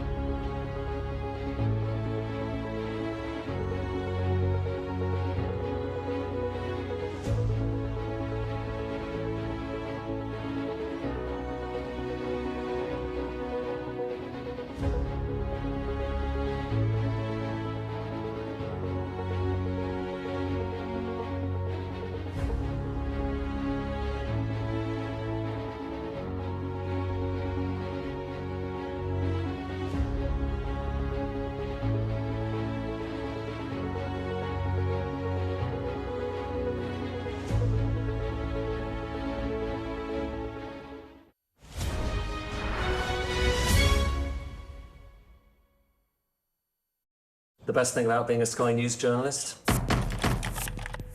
I'm going to take you behind the scenes here for Election Night Live. They have gone up and up. Big Sky News journalist. Ed Conway. Sky News, is anyone going to talk to us? mortgage rates did go up very sharply during your time in office. Here it is. First off, just the scale of what we're looking at. Our data shows it's been happening. Question is why it hasn't been stopped. What's the best thing about being a Sky News presenter?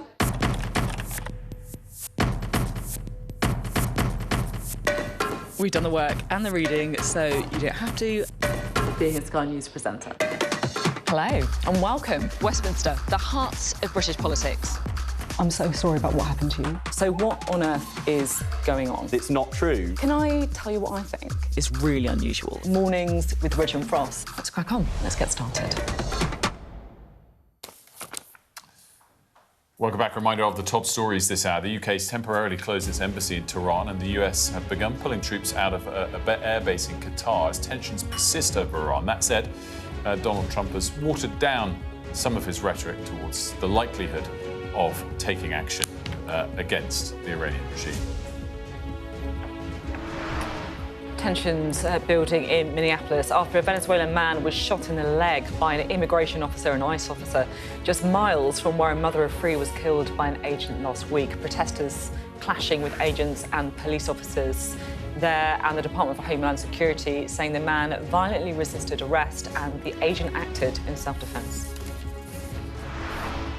Russia says it's expelled a British diplomat, accusing them of being a spy. The diplomat has been given 2 weeks to leave the country. I just want to bring you some live pictures now, because this is coming up later in the programme, but the SpaceX Crew 11, so this is effectively the kind of big space station now in space. They've been making their way back to Earth, and they're due to splash down off the coast of California any minute now. Now, the reason they're doing that is because their mission was cut short because of a crew member experiencing what's been described as a serious medical emergency. So those astronauts coming back to Earth is the first such return in the space station's 25-year history. And we're going to be talking to Thomas Moore about it soon. Now, earlier this week, we discussed the growing problem of spiralling interest on student loans and how most students felt they'd never be able to pay them off. And it seems the issue really struck a nerve. Our discussion went somewhat viral, and so we wanted to take another look at the issue. And just to set it up, we wanted to revisit the sort of central chart in all of this that has gotten a lot of attention. If we bring it up now, what you'll see is a chart that compares annual loan repayments made by students versus the amount of interest added to those loans each year. You can see the chart, which is good. You can't quite see me. You're like a shadow, Wilf. Yeah, the shadow. Like a silhouette. A few times this week. Anyway, there we go. Let there be light. It's there. So again, I'll just repeat it. So it's saying annual loan repayments against interest added. So it's actually sort of the progress you're making on paying down your student loan as opposed to, in fact, paying down the initial amount that you own. We're showing 2012 here to 2016-17. You can see sort of steadily people are making a bit of progress on paying down their loan during that period. We've cut it off at 2016-17 because this is when what's known as Plan 2 came into effect, and the first time that people on that plan started to see the effects of it play out across the student loan balance outstanding. Plan 2 loans see that graduates are charged from the minute the loan is taken out at the rate of RPI, that's inflation, plus 3 percentage points on it. That's a higher percentage gap than some of the prior plans that existed and some of the ones that have existed since then. Let's let the chart now play out and see how this made an effect in the years that follows. And you can see the imbalance that grew for people on that plan. So again, the amount of interest added each year on outstanding student loan balances versus the amount that students were paying down, completely out of whack. Of course, inflation rates shot up during that period of time. It's the central reason for it. And if we look at the numbers now, in terms of, rather than just looking at the bars, in the 8 years since, 2 billion was being paid down annually, rose to 5 billion. But the amount of interest added went from 1.7 billion to 16.2 billion. Again, played out in those charts, and it's leaving people feeling, Sophie, like not only are they not making progress on paying down their loans, but they're losing out and, in fact, getting more and more in debt each year, even though they're making payments towards paying it down. It is staggering. Honestly, that chart, it is so indicative and so illustrative. You might be wondering, someone's magically appeared while Wilfred was at the wall. This is Jo Grady, so she's the General Secretary of the University and College Union. It's great to have you here. This is unbelievable. I mean, I guess it's not shocking to you because you know that this is going on, but we had a huge response after covering this story. And it really does feel like graduates, people just trying to send themselves out in the workplace, trying to make ends meet, are being squeezed increasingly. Yeah, and I have to say, I think the public opinion has been really comforting, because I think the student union, our union, have been talking about this for quite some time. It is students being penalised for pursuing an education, and moreover, being penalised in a way in which no other kind of category of person is. So, you know, we know that the interest that they're paying is not the same sort of metric that's used for other interests. We also know that when many students signed up to this, they were 18. You know, they didn't have a history of making complex financial decisions. And they were also told that their payments would stay stable, that they would rise with increases in wages, and that hasn't happened.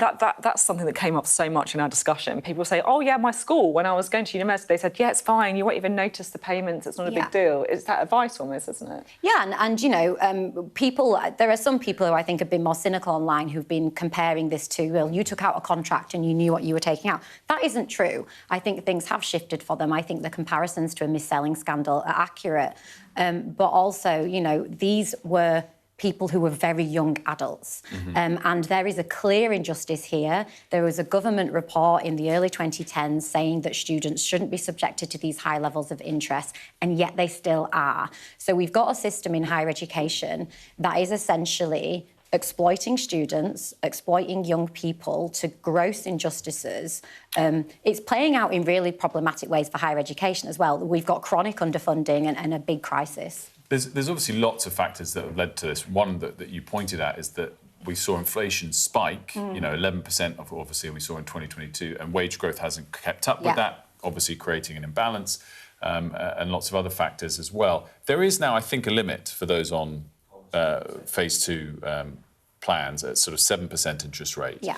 But even that raises the question, you know, we think of taking out our mortgages and we think, oh, 7%, I'm not sure I'd go ahead with it. And why should students, they've had the cap imposed, but surely a cap should just be a much lower, 5% or even 3%. Yeah, I mean, and they have been, and I completely agree with your point. I think there's another issue that needs raising here, which is, you know, this is presented as a tax, and tax falls on everybody fairly and the same. However, and there is a really regressive element to what happened to Plan 2 loan takers, is that if you were in a position, or your parents were in a position, to pay your fee up front, you haven't paid this tax.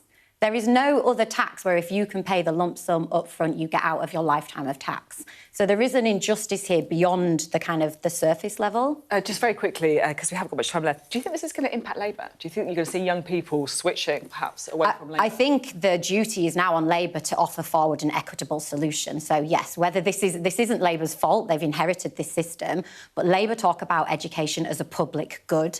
They've inherited a total crisis from the Tories. We've got 15,000 job losses, 4,000 course closures in higher education. So I think combined with this fees and interest scandal, yes, Labour have to act or it will impact them.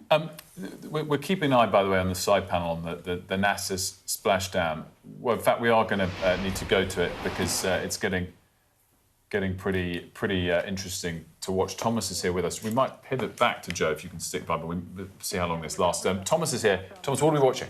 Yeah, so we're seeing the Dragon capsule, the first medical evacuation from the International Space Station, bringing a crew of 4 back to Earth. We don't know which of the astronauts has the medical problem. We don't know what their problem is, but it was sufficiently serious for them to bring them back 4 weeks early, the first time that's been done, remarkably, in the 25-year history of the space station. You can see the capsule glowing white there beneath 2 drogue chutes that were deployed at an altitude of about 5.5 kilometres, still travelling at 350 miles an hour.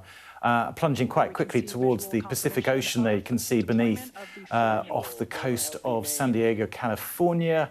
Now you see the 4 main chutes deployed, and that brings the capsule down to a gentle splashdown, we hope. Splashdown because it's in the sea, right? Amazing. A speed now I'm told of under 100 kilometres an hour, still be quite fast. Yeah. Talk us through, Thomas. I mean, it's significant. This is a NASA operation. So, SpaceX, actually. But it's from the space station, and what I was going to say is, historically, you'd think government, NASA, but NASA now uses Elon Musk's SpaceX for its missions. Totally dependent on private operators now for the International Space Station.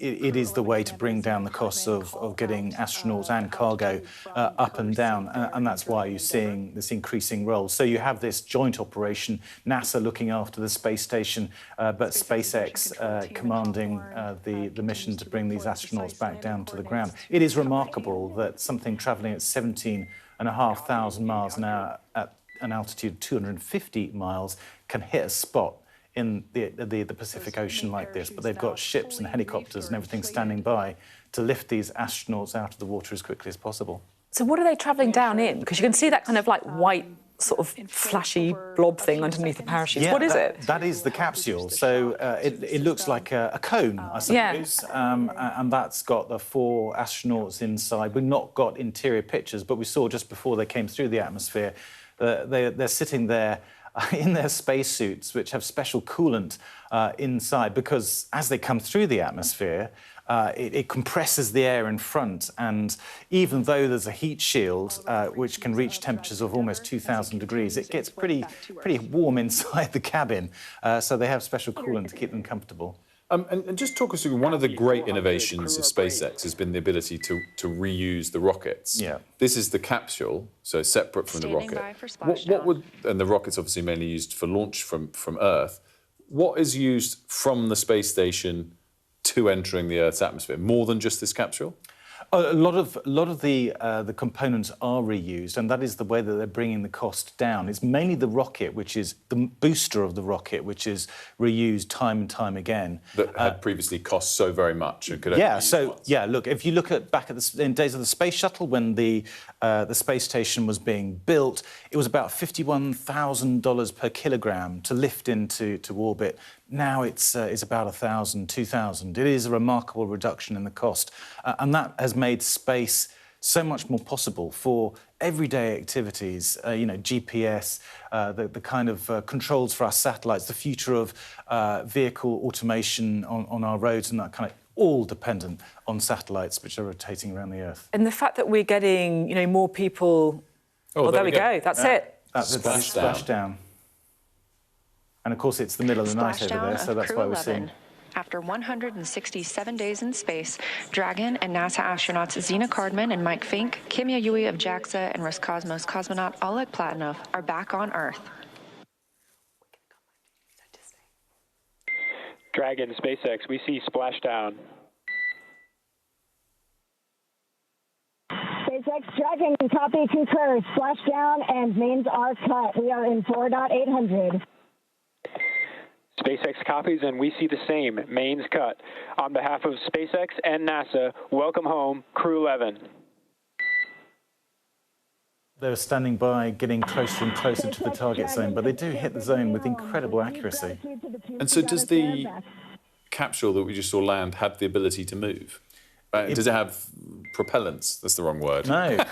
What do you know what I mean? It does not once it comes through the atmosphere. So how do they hit that They line it up. It's what is the wind blows? Physics and maths. Well, plus wind. Well, it's moving at the 30 times the speed of sound. The wind's not going to make much difference. Okay. 30 times the speed of sound. When it comes through the atmosphere. That's and it's that heat shield, it's the friction with the air that slows, takes out much of the speed. It's so fast that you get this ball of plasma, supercharged particles around the capsule. Astronauts talk about it being one of the most beautiful things they've ever seen. Quite amazing. There you can see popping in very, very calm conditions. And this is an infrared camera because it's dark and it shows how hot it is, I guess, that it's lit like that. So that's why it's glowing, the heat. Yeah. And you'll see now a boat coming in. They'll want to check that there's no hazardous material on the outside, and once it's safe and cool, then they'll open up the hatch just to check that people are okay. There will be a ship nearby. They may lift the whole capsule onto the ship and then get the astronauts out. But obviously there's one astronaut on there with a medical condition. Now, when they got in last night from the International Space Station, they all looked well. There was nothing obviously wrong with one of them.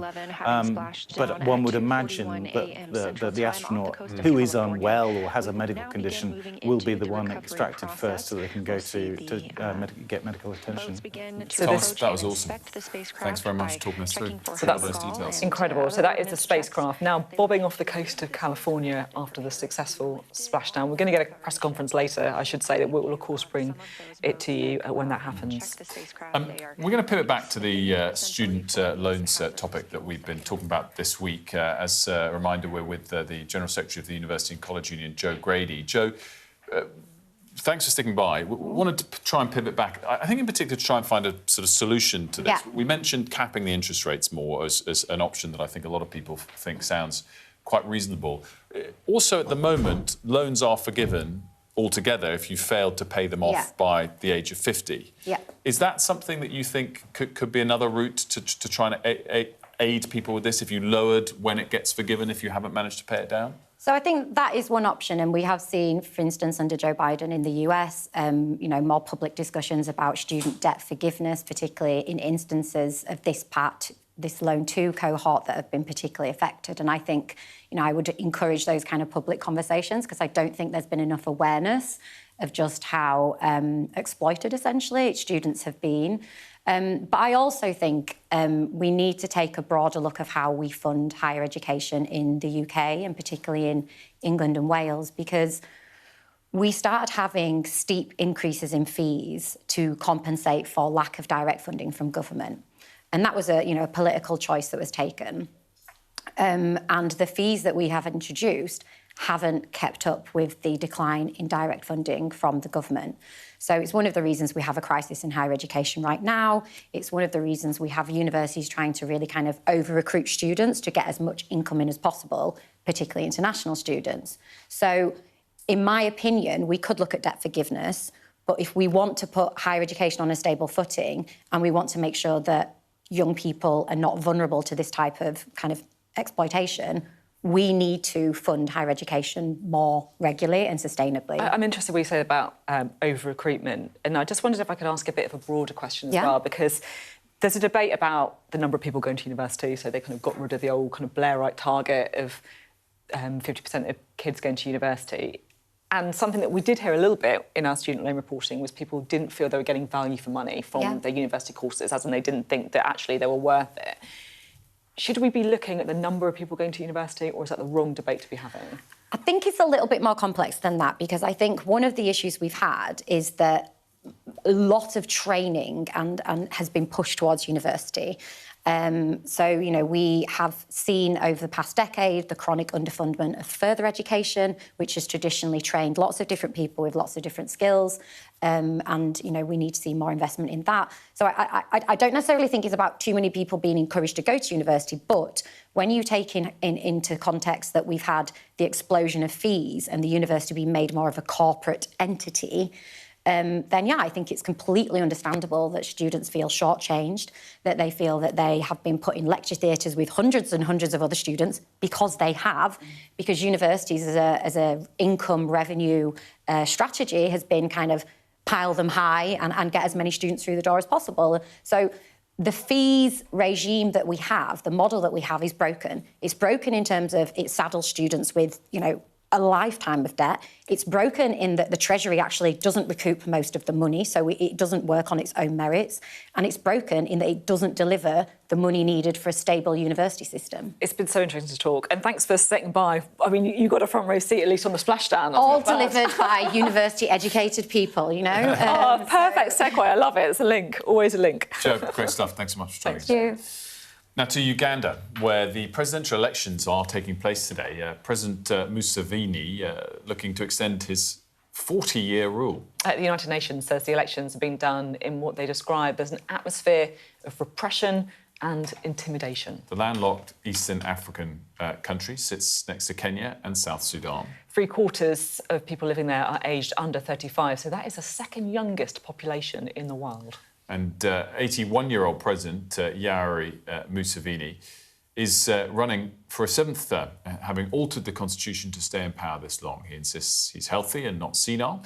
He does have one challenger. The strongest challenger is the musician-turned-politician, best known as Bobby Wine. He's about half the president's age. Mr Museveni spoke to our Africa correspondent, Yusra Elbegir. If I'm available, not dead, not senile, but I'm still around, and I have some knowledge. If you are really serious about your country, why would you not want to take advantage of me if I'm still able? I mean, what do you think of the young people who do want change, who want someone else to govern? Do you think that that's not sensible? That was what you wanted as a rebel leader. No, me, I did not. I was actually dying to work with old people because we needed them. Unless you are not serious, these problems are big problems. And if you have got a big problem, the more hands, the better. Youth unemployment, it's still very high, and young people feel like they need more opportunities. And when an internet shutdown happens, they feel repressed, they feel silenced because the internet is a tool of the youth. What are you offering them substantially over the next 5 years? We are the ones who built the internet, the one you are talking about. We are the ones who built it. So the shutting down is because of dealing with criminals who want to use that infrastructure to destabilize our country. It is temporary, it is short term, but we're the ones who built the internet. Do you believe there hasn't been a single candidate that could take your place in the last 6 election cycles? They cannot, they would have been elected if they were there. They were not elected. I mean, every election since 1996 has been marred by accusations of rigging, of repression, of crushing opposition and voices of dissent. The only people who rig are the opposition. It is not us. Then they would have won if they'd rigged it. They are not able to, because we are so popular, that even if they rig, they can't manage to overturn or defeat us. We are so popular. President Museveni, I want to ask you about your main contender, Bobby Wine. Your government has targeted him quite aggressively since 2018. Why? What threat does he pose to Uganda? Bobby Wine breaks the law. That's why there are other people in opposition. You don't find having problems with them. But if you take each case, you'll find that he's breaking the law. But why the violence? Why the violence from your security forces? It is Bobby Wine who is violent. I mean, his supporters have been beaten with batons. One has been shot in the head. The beating was a mistake, but the Bobby Wine, you see, these towns here are quite crowded. So we don't encourage processions or rallies in the towns, in the streets. You've ruled Uganda for half your life. Are you planning to rule for the rest of your life? That is for the people to decide. Yusra Elbegir there, reporting on those upcoming elections. More of Yusra's reporting as well on Sky News. Well worth checking it out. Now there's another row brewing in Labour. Some MPs are furious about these plans to scrap some jury trials and saying they're going to impact those people already waiting for justice. It's a major escalation in the battle of the future of the justice system. Our deputy political editor, Sam Coates, went to one of the most impacted courthouses in Britain and took one of the rebel MPs with him. Imposing from the outside, Snaresbrook in East London, where justice is handed down for the capital's most serious crimes. This court topped the charts last year for the biggest backlog of cases. With the rules and the procedures... This man, a lawyer, a Labour MP and someone who calls Keir Starmer pal. What kind of cases were you trying? We saw firsthand during a morning in court, watching case after case, delay after delay. It's 17 years since you were standing in court defending people. How's it changed? What do you make of that? I'm gobsmacked. Genuinely, I'm absolutely gobsmacked. I mean, it was chaotic. There was counsel not available, missing from court. All of those things are broken, and it's clear to see. Were there defendants at point There were no lawyers at point. They didn't know who the lawyers were. There weren't documents. The whole system looked like it was really strained.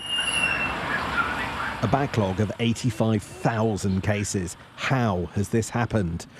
The long tail of the pandemic, but spending on justice squeezed in the mid-2010s. It's still below highs of the last Labour government. The number of days courtrooms are in action, now a record high, but still capped by ministers to keep down costs. The real day-to-day picture hidden. On the day we visited Snaresbrook, 58 courtrooms across England and Wales sat empty all day. That's 1 in 10. The government's proposal, a bit more money, along with major reforms to the right to a jury trial. Let me be clear, we're not getting rid of jury trials. We are reducing the rights of defendants to insist on a jury trial by making sure that it's the court that's in charge of deciding the mode of trial. And I think that's a really important point of principle. But the plan is facing opposition from all sides. Carl Turner cannot believe what's proposed. Why do you think David Lammy, Keir Starmer are proposing these reforms if you don't think they're going to help with the backlog? Laziness, frankly. Sticking plaster politics. The stuff that Keir Starmer, my dear friend, promised in opposition the Labour Party wouldn't do. What are you going to do the day after this legislation passes, if it does? Labour MPs like me are sick to the back teeth of being marched up hills only to be marched back down again. I'm fed up of it. Other Labour MPs are fed up of it. And you've got to concern yourself about some of us saying, I've had enough, I'm off. Everyone agrees on the problem, but the government insists this is the only response. As David Lammy said, none of these reforms are going to apply to the existing backlog. Well, let me clarify something for you there, Sam. Cases that are already in the system where a trial date hasn't been set, these measures will apply to those. There are reports that there could be some changes, further changes to the proposals that you're putting forward. Is that going to happen? No. We think the judge-only proposal is robust. It's what they do in Canada. I've got confidence in our judges. Thousands each day head to places like Snaresbrook, but soon those courts might be changing. A mighty fight is coming, involving a government that has shown it backs down. The best thing about being a Sky News journalist? They call him the king of the jungle. Being a Sky News journalist. Yusra Al-Baghir has this report. And this is what's left of it. As a woman of colour, how did the Harris campaign speak to you? People risk their lives to speak to us for this report. Mr. Zuma, Sky News. We're trying to see as much as we can.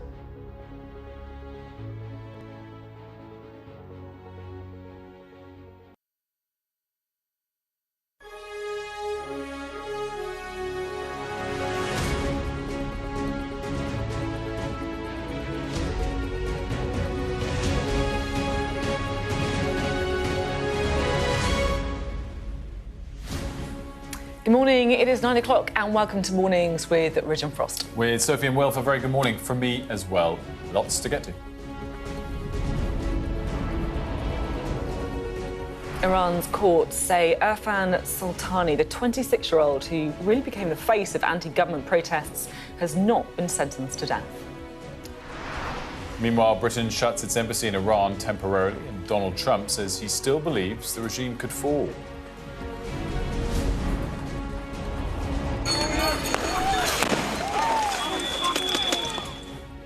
Protests erupt again in Minneapolis after immigration agents shoot a man in the leg just miles from where a mother of three was killed by an agent last week.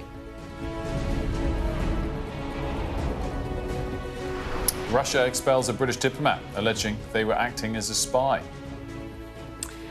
And Keir Starmer is going to be deciding on China's so-called mega embassy in the next few days. We're going to discuss whether to worry about Beijing's industrial espionage. And how do you stop a terror attack at sea? We'll see how Britain is ready and speak to our security and defence editor, Deborah Haynes.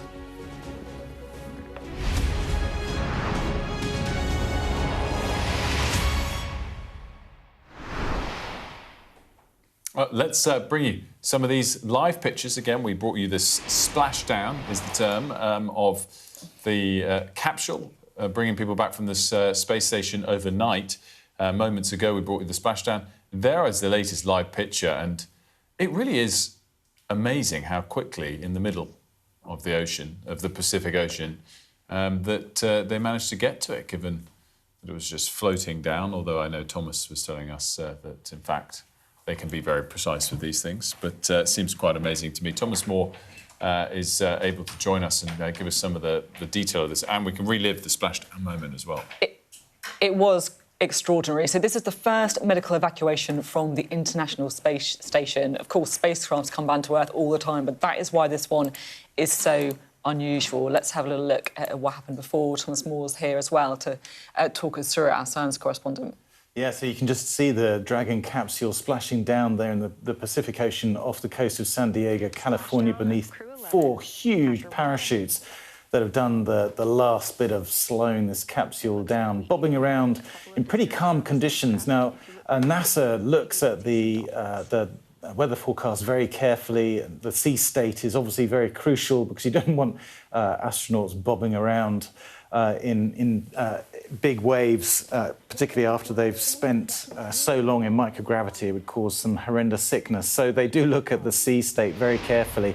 And now you can see there the recovery ship has begun to back into the capsule there. They've already got an inflatable there. You can see in the foreground where they have been checking that everything's OK. You can see, in fact, one diver has made it onto the bottom of the capsule, shining a torch through the windows. So they haven't got the astronauts out yet? Not yet, no. They'll still be in there by the look of it. Obviously very dark. Often they lift with a huge crane the capsule onto the large deck there, and that's where they sometimes open up the hatch, get a medic in there to check everything's OK, and then one by one extract the astronauts, who can be a little bit wobbly after spending 6 months in space. Yeah, I guess that has an impact, doesn't it, on muscles, all that kind of Yeah. stuff. And what's happening on the International Space Station? There's going to be someone there, right? So there's a skeleton crew of 3, but they've had to stop the kind of routine maintenance and science experiments that they would do. It is an orbiting laboratory,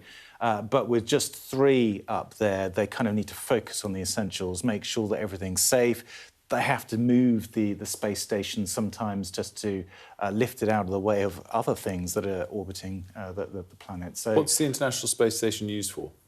So constant experiments, that is its primary role, that people are experimenting on themselves, or they're doing biological experiments, or they're making alloys that they can't make in the gravity of the Earth. All these things they are looking at. They're contracted. NASA gets contracts from private companies to do these things, universities, companies, and that kind of stuff. So even when the International Space Station comes to the end of its life in a few years' time, there will be private labs that are then launched because it's such a valuable environment to do this. And it's amazing, isn't it? Because it's not just one country, right? This is why I find it such an interesting concept almost. It's different countries from around the world, right? Yeah, it is. They put behind them all the geopolitics of Earth. Which is quite nice in a way. In space, you know, Russians and Americans working alongside. But not the Chinese. So NASA will not cooperate with the Chinese. Oh, really? So they just have their own space station where they work. Yes, but generally you've got the European Space Agency, the Americans, the Canadians, the Japanese, and the Russians who work side by side. But the Chinese, not the Chinese. Not the Chinese. But left up there of the three, as I'm being told, is 2 Russians and 1 American. Correct, yes. And they went up from the Russian side. So we've got SpaceX who take up astronauts, a crew of 4 from Florida, but then you've got a Soyuz spacecraft that takes off from Kazakhstan with a crew of 3. And they rotate, so they don't all come off at the same time. There is some expertise. And if there is a problem with one vehicle, or the astronauts, as we've seen now, there is still somebody left behind who can look after things. And so how quickly will they now... Because this obviously was a rushed return to Earth, left last night because someone's feeling unwell. How quickly can they then replace them and get the next set of crew up there? So another spacecraft rocket is due to take off in mid-February. They're trying to accelerate that to get the full complement of astronauts back on the space station as quickly as possible. These things aren't always easy to schedule because of the hardware is obviously very complicated and there's the weather and technical issues too, but they're trying to accelerate it as much as possible. And I guess this is all quite a clear indication, once again. This is a SpaceX capsule, came back down on a SpaceX transport rocket. You'll give me the correct term. The Elon Musk is winning the space race.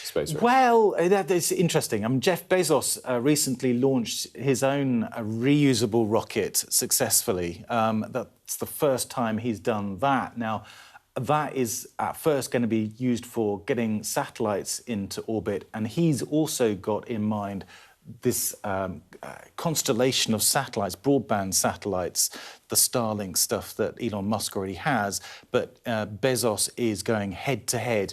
But he's behind. He is much behind, but being last doesn't mean you don't win the race ultimately. But it is good, I think, that there is 2 billionaires, you have to say, who are going head-to-head. It means that access to space isn't in the hands of just one man. It's so interesting, and obviously Starlink has been used, though, this week, in the last couple of weeks, to give access to people in Iran. Yeah, incredibly important to reach people around the planet and opening up the internet to people around the world. You can see there the huge crane beginning to lift that large... I don't know whether you saw the... Someone jump off it. Yeah, you really got an impression of scale there, just how big this capsule is. And, of course, normally that would be sitting in the cone of the rocket, and then everything just detaches and allows this to do the last leg to the space station, and that is their route home too. So also, I should say, if you've been seeing any splashing in the picture, it's apparently because there were dolphins around.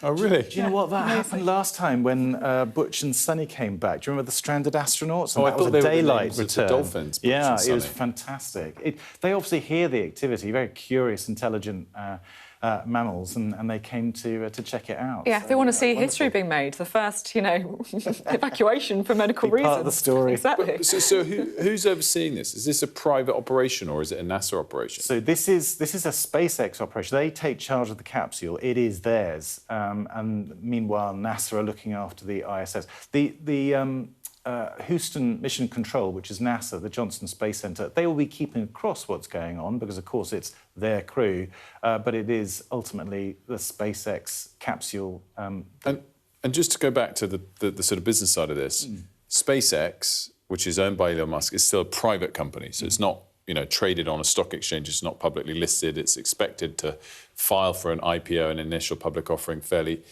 soon. And this is another extraordinary innovation success story of Elon Musk. It's separate from Tesla, where he's got lots of wealth. It's separate from X and Grok, separate companies who've got lots of wealth. This could be another, potentially, trillion-dollar company. For sure. And he owns most of it at the moment, and it owns Starlink when we talk about getting the internet access as well. It obviously owns the parts of that are operating this return to Earth. Yes, and space is playing an ever bigger role in our lives, not just in communications, GPS and that kind of stuff, but they're now talking about the potential for manufacturing in space, stuff that you can't make on Earth in gravity, the kind of stuff that the astronauts on the ISS have been experimenting with. Companies, including one called Spaceforge in Wales, are now taking up furnaces that heat up to 2,000 degrees, and they can make semiconductors which are super pure, alloys which they can't make on Earth because of the mixing of the different metals and that kind of stuff. And then they could send those back down to Earth once they've been made in capsules, which are then collected from the ocean. It is cheaper than trying to make these things on Earth. It is remarkable how Elon Musk and SpaceX have transformed the possibility even to the point where you can make stuff in space and then bring it back down again. So you can see there the capsule being put onto the recovery vessel and the team are inside. The crew will come out after that, taking around an hour. They'll go through medical checks and then be flown by helicopter back to land. But this whole process could take hours. I think we should be able to have a little look. Look, here they are. This is them earlier on. Yeah, this is just before they were setting off, I guess? That's not live. Yeah, then this is definitely not live. No, that's them. That could well be. No, that's what they looked like when they came back to Earth. Those SpaceX-designed spacesuits have coolant inside to try and keep the astronauts comfortable in the heat of re-entry. But things are obviously much cooler now. You can see how singed the capsule is from the high temperatures as it came through the atmosphere. And they'll be quite keen to get out, I'm sure. Will they get out there on the boat? Or yes, do they go back to shore? No, they come out on the boat and they'll have some checks on board the ship and then they'll be taken away. One of them, of course, to medical facility where they can get the care they need. So it's absolutely incredible to watch it all. This part of it, I guess, all the new technology that SpaceX has and the rivals of the reusing of the booster rockets, this is not totally dissimilar as we watch them potentially open up from watching a film, Apollo 13, when we're talking about... I mean, is that fair or is that ridiculous? That crash splashdown part is quite similar. Yeah, absolutely from the 60s, right. 70s, whenever that was. Partly because splashing down in the ocean is gentler than coming down on hard ground. That's one reason why they go for the ocean. But you're right. And, if you look at the technology, certainly of the Soyuz rocket that took Tim Peake up, it really hasn't changed much in the last 2 decades. It is tried and tested technology. If it ain't broke, why fix it? And so that's why also the space shuttle didn't really work out. It was an overcomplicated machine. Sometimes it's best to keep things simple. And Elon Musk has found a way of making space work and making it cheap. And that's why he is currently dominating. We're going to stay with this because we don't want to miss the moment when they come out of that capsule. We don't know how long it's going to take. Obviously, you can see there members of the crew trying to open up parts of the vehicle, try to make it OK. The other thing, Thomas, I can't really believe is how small it looks. The fact that it's gone through that distance at that speed, it looks like quite a small capsule.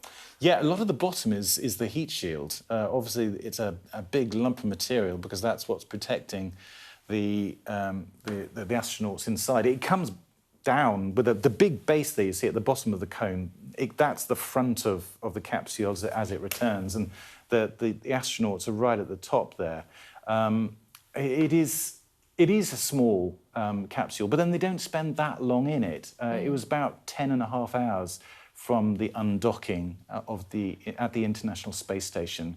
They really sit in their seats. They're not doing much. I guess they would have been trying to sleep overnight. There's no in-flight entertainment? None whatsoever. No, I've sat in a Soyuz capsule. Oh, my word, it makes economy class on one of the budget airlines look quite comfortable. What, is that similar, sort of, yeah? This one's slightly bigger, I think. What was it like? Still, yeah, tight, really tight. Did you have, like, a chair? Like what? Yeah, yeah, you're strapped in. It's not comfortable at all. And so the seats are bespoke for the astronauts. They have a fitting before they go up, just so they make it as comfortable as possible for your own personal body shape. And obviously, astronauts come in different sizes. They tend to be quite short because that's an advantage. Yeah, that's why I didn't do it. Really? That's interesting. But look, I mean, if you think about the mission to the moon, we're seeing the rollout of NASA's huge rocket, the most powerful ever built, on Saturday, and the moon launch to take 4 people around the moon for the first time since 1972. That could be within a month, and that would be really exciting. Now, that capsule, given that they're spending 10 days on board, is only the size of a camper van. So that's going to be quite cosy for 4 people to spend quite so long. They've switched the photo here. We're obviously taking the feed from NASA if you're watching. It's not our choice to switch it. Is that because they're, we presume, about to get them out, which is annoying if we missed that or not? Well, hard to say. They may be just varying the shot. But normally we would see the astronauts coming out. Now, this time it might be different. As I said earlier, we did get pictures of the astronauts getting into the capsule last night, and they seemed to be fine. There was no obvious person who was because we don't know what the medical situation was, do we? Yeah, no. Could be anything. Yeah. But what we do know was that they were unable to diagnose and treat that condition on board. And they do have amazing facilities on board, something like a mini pharmacy of 190 different drugs. And they can include quite serious drugs because they can do minor operations, dental extractions. Oh, goodness. Yeah. That one. Doesn't bear thinking about, does it? But also there was, in the past, they've actually treated a blood clot in the jugular vein of one astronaut. Now, they didn't have enough of the blood thinners on board, so they had to kind of ration the dose for 40 days until they could get a resupply vessel up there to bring more of the drug. But they have an ultrasound machine, intravenous kit for delivering drugs, a defibrillator. Anything could happen. But bear in mind, these are pretty fit. They're checked out before they go up, mentally and physically. But still, flight surgeons back on the ground keep a very close eye on the crew. And of course, they do an awful lot of exercise because microgravity has a huge impact on the body. Bones get weaker, muscles get weaker if you're not doing some kind of exercise. So that on the International Space Station, they are scheduled to have 2.5 hours of exercise every day. That's a treadmill. Imagine running without gravity. They have to be strapped down. God. But they also do weight training. And with that in mind, when they do come out of this, they'll struggle to stand. Yes, it can. So often if you'll see them being supported, almost certainly, by people. With the Russians, when Tim Peake came back, they were actually carried out of the capsule until they'd been checked out some distance away from the capsule. And when the doctors were confident that they had the balance and the strength, they were helped to their feet, and then they were able to walk. But certainly the astronauts do report being giddy and sick. It's a bit like when you go to sea. It's the same sickness that they will have as their ears adjust to a new sense of movement again. We can see there this guy here is spraying what looks like water on the capsule. Is that to cool it down, do you think? Or do you have any idea what that might be? We're testing your knowledge here, Thomas. Yeah, it's probably water. It may be some neutralising chemical in there too to reduce the hazards to people as they extract the team. The ladder's going up now. It could be getting close. It's just at the top of the shot there. That hatch is just behind the ladder. I think you'll see them move that. Well, there we go. Oh, I see, there we go. And then they will begin to lift them out. But this was an extraction from the space station, which is, 250 miles above the Earth. Imagine what happens if a crew going to the moon, or spending even a long-duration mission on the moon. Or how much further is that? How does it compare? For well, someone like me, it's very hard to kind of calculate how the... Yeah, the moon is about 4 days travel, 5 days travel. And that was 10.5 hours for these guys, exactly. so it's a completely different... it's much further. And the idea now, as astronauts go back to the moon, is that they'll be there for long-duration missions, a base either on the surface or in a station orbiting the moon itself. Now, to extract an astronaut with a medical problem, that would be a major undertaking. Let's have a listen. They're saying the hatch is ready to be open. Honor is ours. Thank you so much.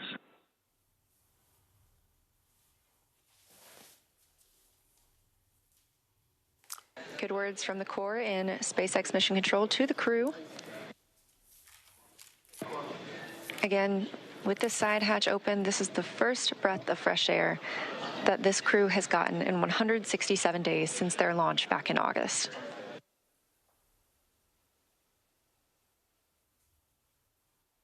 That hatch opening coming at 3:19 a.m. Central Time, and with a splashdown occurring at 2:41 a.m. Central Time, a pretty rapid access of the crew.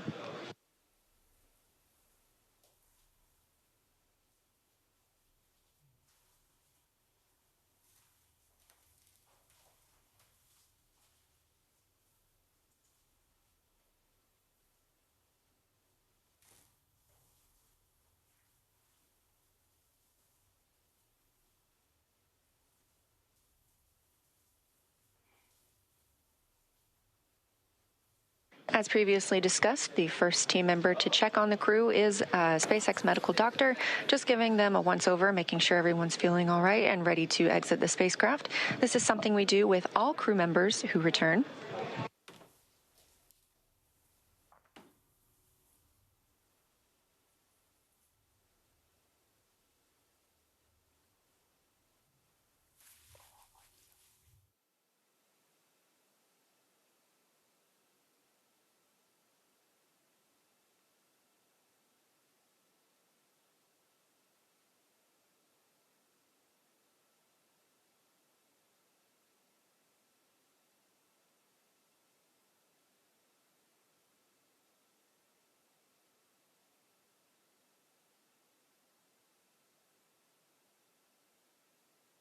And getting a quick picture inside the capsule is NASA photographer Bill Ingalls.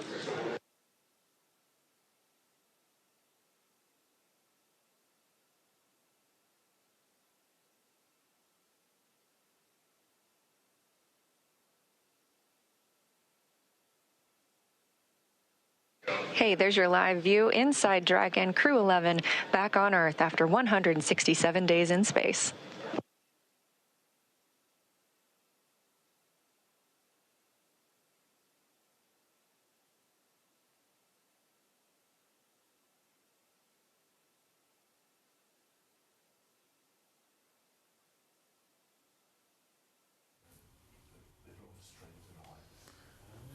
Thomas, we just saw a glimpse inside, and everyone seemed well. Yeah, they look pretty chipper. A little way for the camera, which is great. I mean, they do have quite cushioned seats to take the impact of them coming back to well, the splashdown. But it's good to see that everything's okay, no bumps and bruises, and yeah, they'll be coming out soon. So it's just off the coast of San Diego, California, just to pinpoint where we are on Earth. Crew 11 there, strapped. Pretty good spirits, I have to say, after this unprecedented evacuation from the International Space Station. They were meant to stay on it for another month. I think they arrived last August, was it? That's right, early August. 6.5 months stay. From SpaceX's recovery team are helping remove some of those extra items that are in the spacecraft. You just saw the footrests being handed off. This will just make it easier for us to bring the crew out of the spacecraft.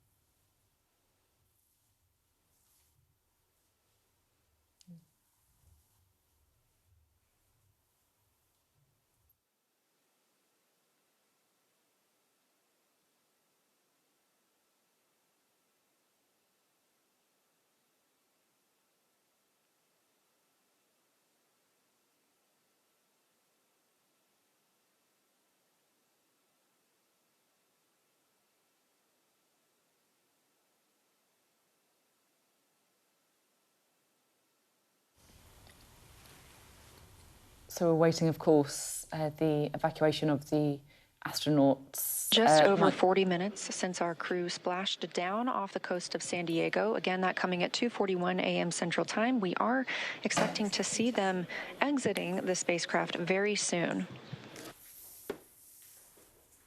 Mike Fink, Zena Cardman, Japan's Kamiya Yui, and cosmonaut Oleg Platonov.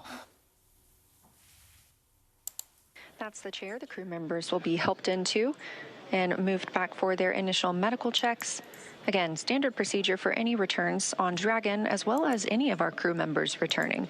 If you've ever watched a crew return on a Soyuz spacecraft, we have a similar process where astronauts are carried from the capsule to waiting chairs and then carried again to a nearby medical tent.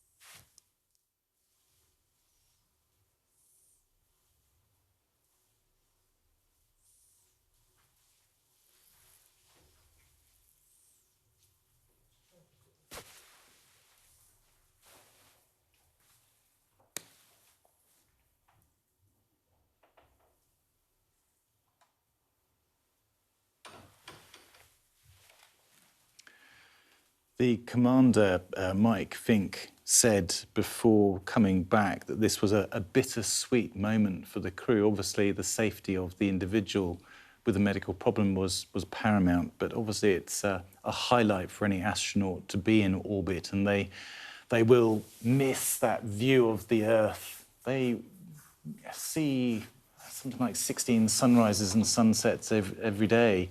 And it is something that sticks with them for life. So they will miss that. But obviously, a safe return in these circumstances is what really counted. So to get everybody the care they need is something that was really important to the crew. They are a team. They train together. They go up together. They live together. So it is something that binds them and very important for all four, I'm sure. If you're joining us, 4 astronauts who left the International Space Station a month early. Of Crew 11's mission and return from the International Space Station, having undocked at 4:20 p.m. Central Time on January 14th, just yesterday, and splashing down at 2:41 a.m. Central Time today, January 15th. We are now just awaiting the crew to be helped out of the spacecraft.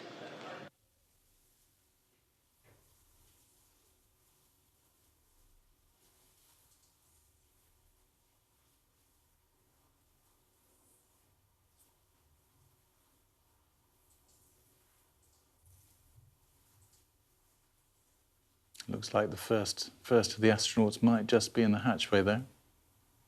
Look for the white flight suit.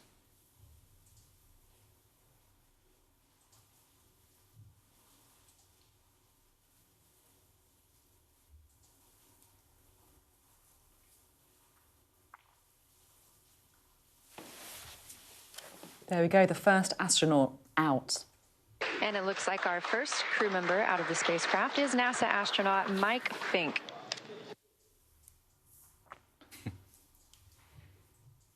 You can see there the wobbly legs that you were talking about earlier, Thomas. Very much so. The first time that he's felt gravity in 5 months. So it's remarkable how quickly the muscles lose that tone, even with the exercise they do up in space. And these astronauts, as we heard the commentator there say, are NASA astronauts, even though they're on a SpaceX rocket. So 2 of them are NASA astronauts. Then you've got one from the Japanese Space Agency, Kamiya Yui, and then you've got a Roscosmos Russian astronaut, Oleg Platonov. But they went up on a SpaceX capsule. So they are they're the EasyJet or Ryanair delivering these passengers to the International Space Station. But you can see the disembarkation isn't quite as slick as one of these budget airlines. It's really a matter of, well, it's Tetris, isn't it? Sort of trying to get these people out of the awkward shapes that they've got themselves into while on board. And they had to remove the footrests to make it easier for all the ground crew to get in there and safely extract them from their harnesses. And so we've seen Mike Fink, the crew commander, Yeah. first one to leave.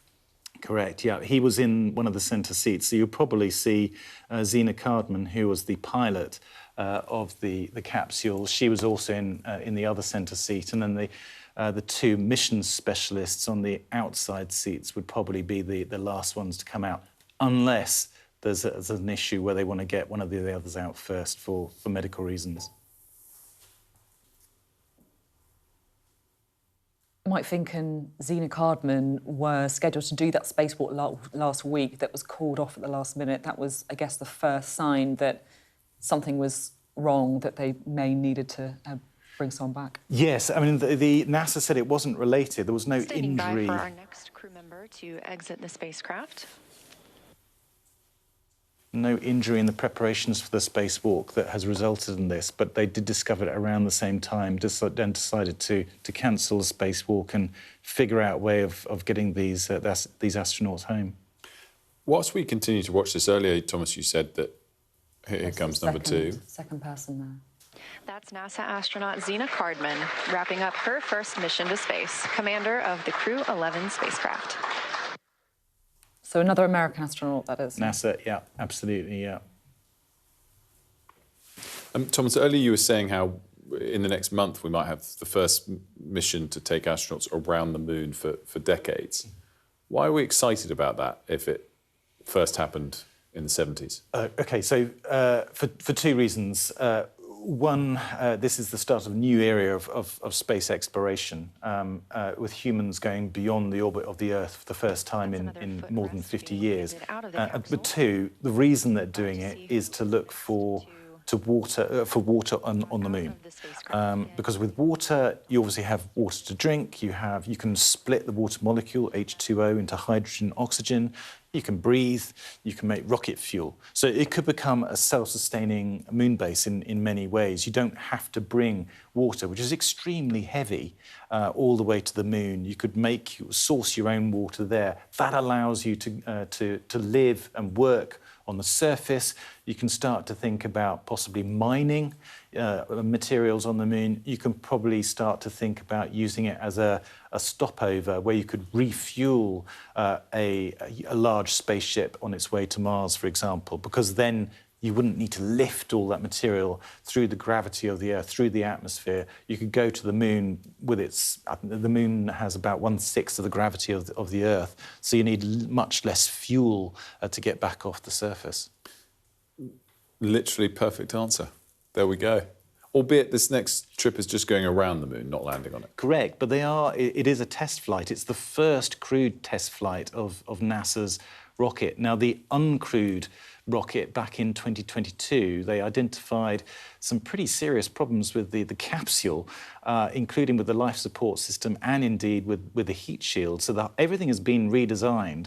And NASA is confident that it's good to fly, but they're putting people inside. So for them, they are the lab rats in many ways. Now, you speak to the astronauts. I've asked them questions in press conferences, and they're cool about it. They're kind of amazing people who kind of deal with risk. Our next crew member to exit the spacecraft is JAXA's astronaut Kimya Yui. JAXA is the Japanese Space Agency. Yui just reached the milestone of 300 days in space across 2 missions. You can see some cheering on the SpaceX recovery ship, and you can probably also hear a little bit of celebration here in Mission Control Houston as well. This next astronaut, as you mentioned, is a Russian cosmonaut. And it is amazing. This is happening on the day that we just saw a British diplomat expelled from Russia. Yeah. That it just is different when it comes to space. It is. There have been tensions, and the Russians have their own laboratory. The Western nations have their own too, but they do get together for meals. It is remarkable that they put aside whatever earthly tensions there might be at any particular point. Bear in mind, this is, the station has been continuously inhabited since November 2000. So there's been quite a few tensions back on Earth in that time, and yet they put it all behind them and get along together. Is America definitely going to win the race for water on the moon or the race to get people on Mars? That's a very real space race, and there's huge pressure on the new NASA chief, Jared Isaacman, from the White House to be first.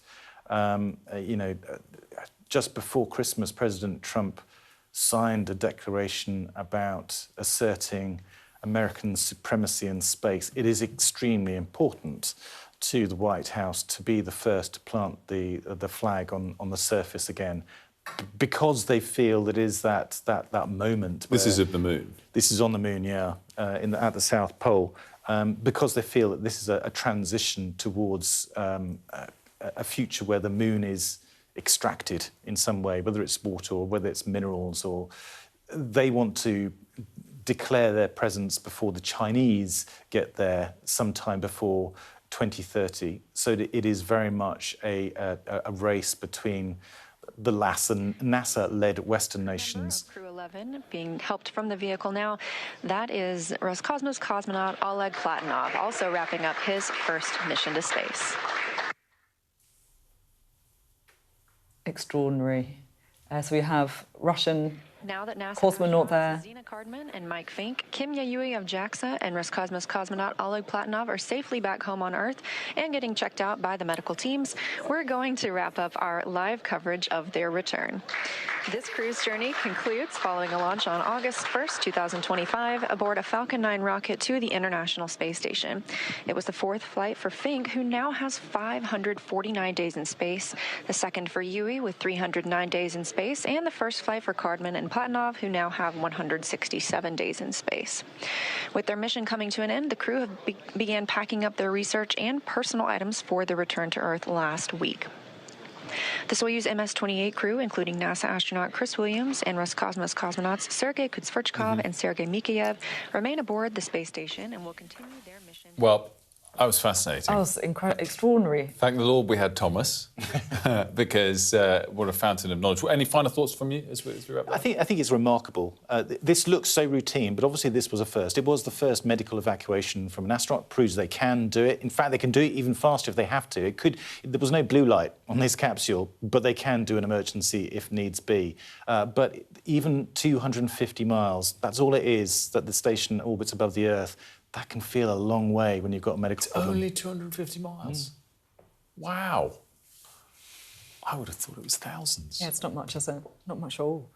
Should have known that. Absolutely extraordinary stuff. Thanks so much, Thomas. Incredible pictures as well. When's the next one? The next return? 6 months. Or take off that we're going to love. So there'll be a month. A month for the moon. That will be really exciting. A huge rocket. Yeah. It's very important because we're trying to get water. Yeah. Just in case. We don't have enough. Thomas Mulder, great stuff. Thank you very much. Now, with threats ever present from across the world, counter-terrorism has, of course, become an important part of UK policing. Officers trained to extensively experience these high-pressure situations. Here's our Security and Defence Editor, Deborah Haynes, who's been inside a Met Police exercise, focusing specifically on threats by boat.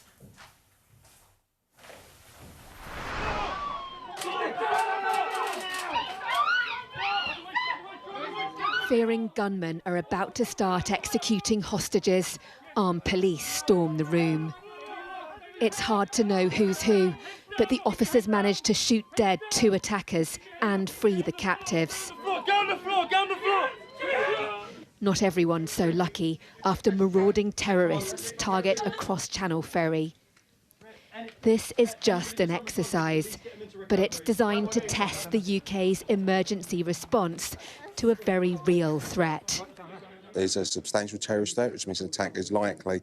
But what I would like to do is to reassure the community that this exercise is not in response to any specific threat or specific intelligence, nor is it connected to any events either nationally or internationally.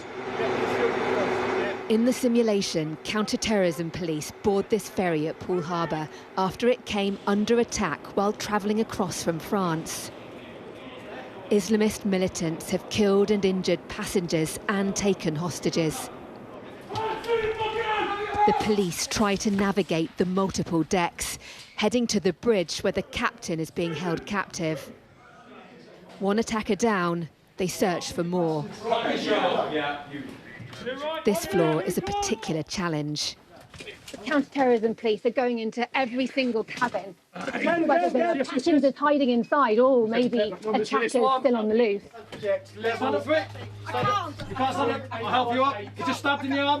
Officers find an injured woman in one of the cabins, taken hostage by another militant.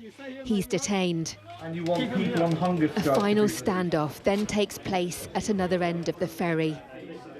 You can see the counter-terrorism police behind me have been speaking to what we believe are two gunmen inside the room over there behind that glass door. They're holding a number of passengers hostage.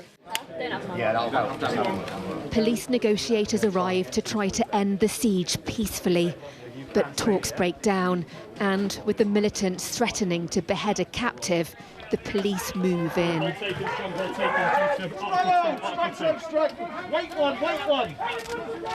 Everyone playing a passenger is a volunteer.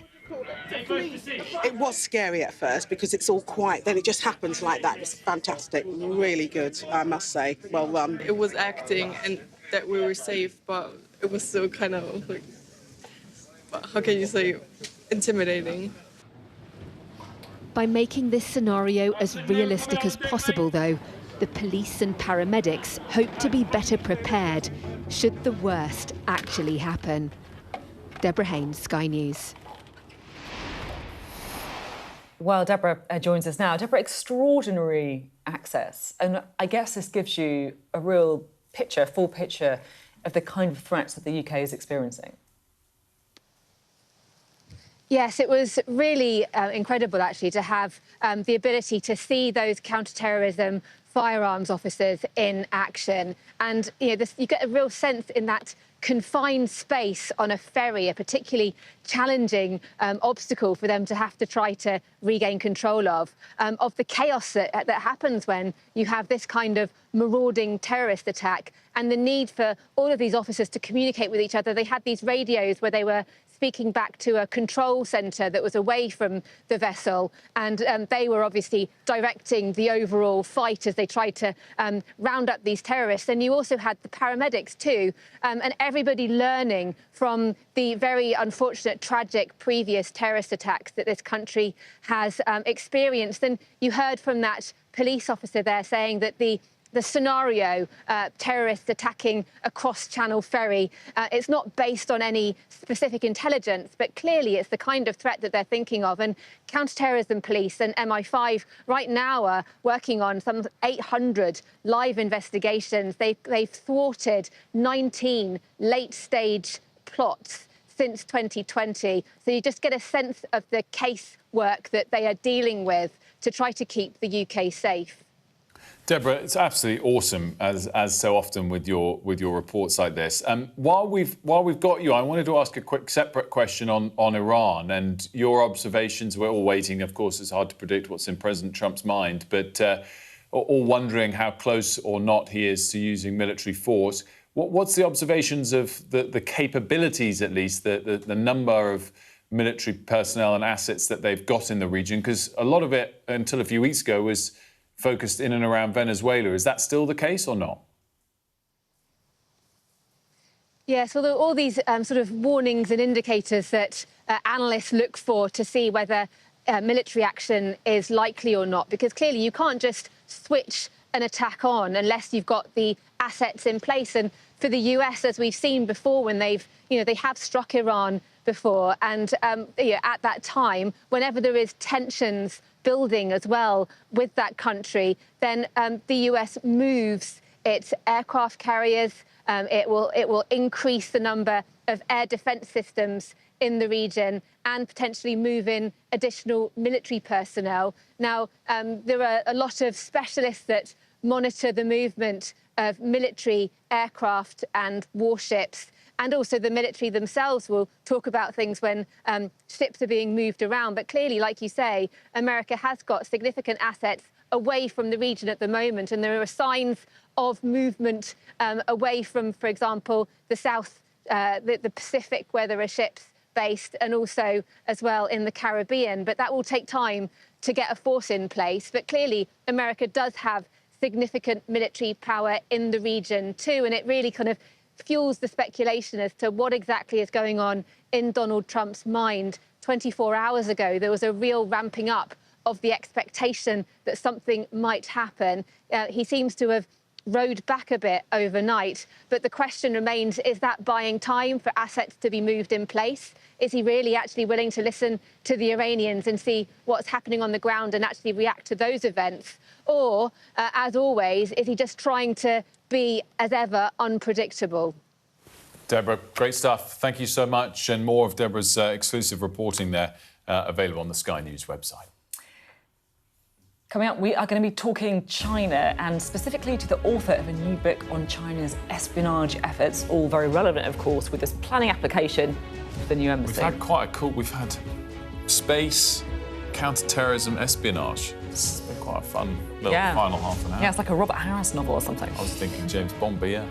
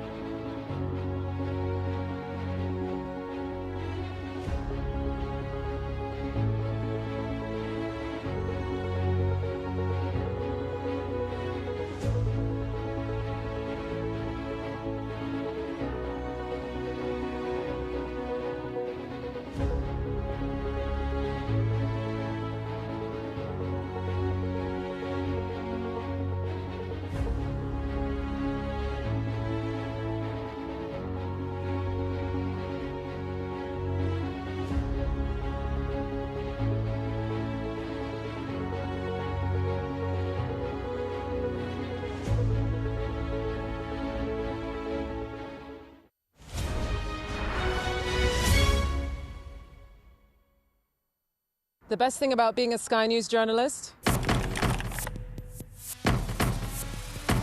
They call him the king of the jungle. Being a Sky News journalist. Yusra Al-Baghir has this report. And this is what's left of it. As a woman of colour, how did the Harris campaign speak to you? People risk their lives to speak to us for this report. Mr. Zuma, Sky News. We're trying to see as much as we can.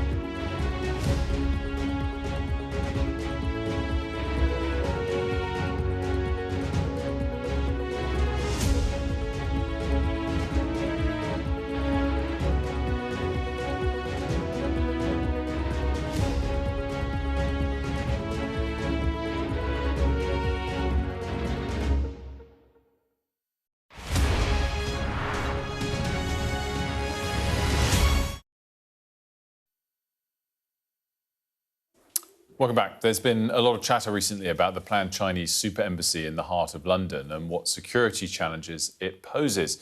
A recent book has revealed that some of those fears may not be unfounded. The Great Heist, China's epic campaign to steal America's secrets, claims Beijing has been stealing intel from its Western rivals to bridge the innovation gap and economic gap with America. Let's bring in now the author of that book, Andrew Badger, a former Defence Intelligence Agency officer as well. A very good morning to you. Thanks for joining us. Thank you for having me. So the sort of central point of the book then is that China's been stealing American sort of IP for many years. I guess people are quite awake to that now.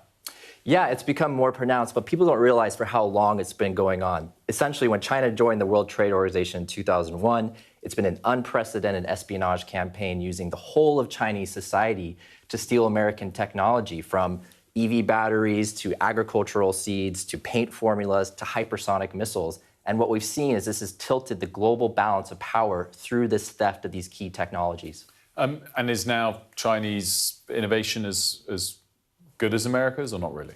China is now dominating the frontiers of critical technology, from artificial intelligence to hypersonic missile technology. Here, they've actually leapfrogged the West, including America, developing these missiles which move Mach 5, Mach 7, which can outmaneuver air defenses, and now they dominate that field. Recently, they have acquired lithography machines, which can make semiconductor chips indigenously in China, which the U.S. does not have. So what we've seen is over the last 30 years, China went from this third world agrarian power to now it's a superpower, and it's the frontier of critical technology. On the point about manufacturing semiconductors, obviously, at the moment, the U.S. relies a lot on Taiwan. What is your expectation of what happens with Taiwan? And there's hints that Donald Trump, who's going to China in April, is open to relaxing his view on Taiwan going forward. It doesn't really add up when you see some of those messages. So U.S. strategic doctrine towards Taiwan has always relied on this, what's called strategic ambiguity. We don't want to commit one way or the other. We want to be able to deter China from invading Taiwan, but not necessarily commit to having to go to war over it. What the Trump administration is trying to develop is a modus operandi with China. They recognize that they are a critical threat, that they're a great power competition, but that a war or conflict with China would be devastating for the United States and the global economy. So what they're trying to do with these trade deals is come up with some type of modus operandi where they can work with China and try to create a stabilizing peace. The challenge is Xi Jinping particularly has set his eye on Taiwan. It's critical to his legacy, his ego, as well as China PRC's kind of historic doctrine of unifying China. So that's where the contradiction is. Here, obviously, as a smaller economy where we need to work with China to some extent, what is your view on whether this new embassy at the Royal Mint should or shouldn't be approved? I would be against it, and I think there's three key reasons. First is the symbolism of it. It's looking at China as viewing the UK as its client state, and the reality is China would never allow the UK to build a similar facility in the heart of Beijing next to critical infrastructure. Second is the platform. It's going to allow thousands of more Chinese intelligence officers under official cover, which makes it easier for them to operate. This is a Ministry of State Security. So basically China's NSA, their CIA, MI6, all rolled into one. And it's now the world's most powerful intelligence agency. So you're allowing them a hub right in the center of London that can project all across Europe. Finally, and most importantly, is the critical infrastructure. This facility, as reported in the Telegraph, is going to be close to fiber optic cables. There are techniques where you can use with close proximity and having this denied controlled space where you can actually siphon off the data from that fiber optic cable, which is critical economic information, intellectual property, et cetera, which then China can use. And finally, the key point here is that China's already demonstrated both the will and the capability to steal this type of data. They've stolen millions of Americans' data across cyber hacks from Equinox, which is a big credit provider, to healthcare data. And they've also demonstrated the ability to destroy cables when necessary. They've attacked cables off of Taiwan and recently in the Baltic as well. So they have the will and the capability to destroy these cables if needed. So given all that we've said, why is it then that Keir Starmer's going to Beijing very soon, that Donald Trump is going to Beijing fairly soon in April? I mean, you often hear that phrase, don't react to what I say, but what I do. I mean, are relations thawing with China? I think they are trying to thaw. Again, I think the Trump administration is trying to develop this modus operandi to have kind of a coexistence with China. The challenge in the UK is this fundamental question: is China a hostile adversary or is it an enemy or not? And this is why the Chris Cash case, spy case, that was dropped. And this really comes down to this question of how does the UK government view China? Does it view it as a hostile nation?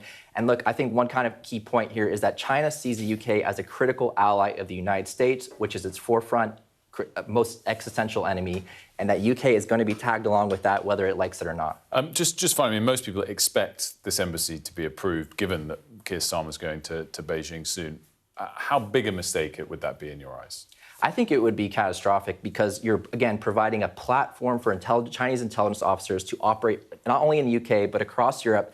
And again, they will be able to siphon off potentially this critical data and also give them the leverage, if needed, to potentially destroy that critical infrastructure. So I think it would be a big mistake. I think it's a fundamental flaw that if we appease China with economic incentives, that they'll somehow modify their behavior. I think if you look at the history of US, UK, China relations, that has proven not to be the case at all. Andrew, thanks so much for joining us. Andrew's book, The Great Heist, China's Epic Campaign to Steal America's Secrets, is out now. It's so interesting. Listen to that interview. It really gives you a sense about the political decision looming. It's got to be made soon as well, and there's going to be an almighty backlash. I mean, either way, really. But it's got to be made by the 20th, isn't it, of January? What's the date today? So that's at some point, 5 days' time, some point next week. We were saying yesterday it's expected probably late this week. So it could be tomorrow. Could be tomorrow. Could be any moment now. So we'll see. It'll be a big decision. It's going to be uproar either way when it happens. Yeah, the other thing, of course, is that social media ban. I mean, one of my big takeaways from the programme today was the Wes Streeting interview where he was like, look, I don't want to exactly impose my view, but I think there needs to be something done. Listen if you have time. Well, he's interested in it because he's a father himself. He's interested in it because he cares about everyone's children, not just his own. And we are having a very active debate. And has he moved his position? Because it feels to me like he has shifted a bit on it. Is that fair? I don't know about that. I think it's a good thing that he's encouraged debate in this area. And I think it's an even better thing that debate isn't just between politicians, it's with the country. Because on big things like this, big questions, I mean, these are conversations, on school gates and in Facebook groups and WhatsApp groups among loads of parents. It's something that people are really worried about. Let us know your thoughts, mornings@sky.uk. Let us know your thoughts on the China embassy as well. It's a story we're going to be covering an awful lot in the coming days, I am sure. But on the social media ban for under-16s, let us know your thoughts, because on Monday, it's 1 month since the Australia ban came in. We're going to be reviewing that with Nicole Johnson in Australia. That does it for us today. Thanks for watching.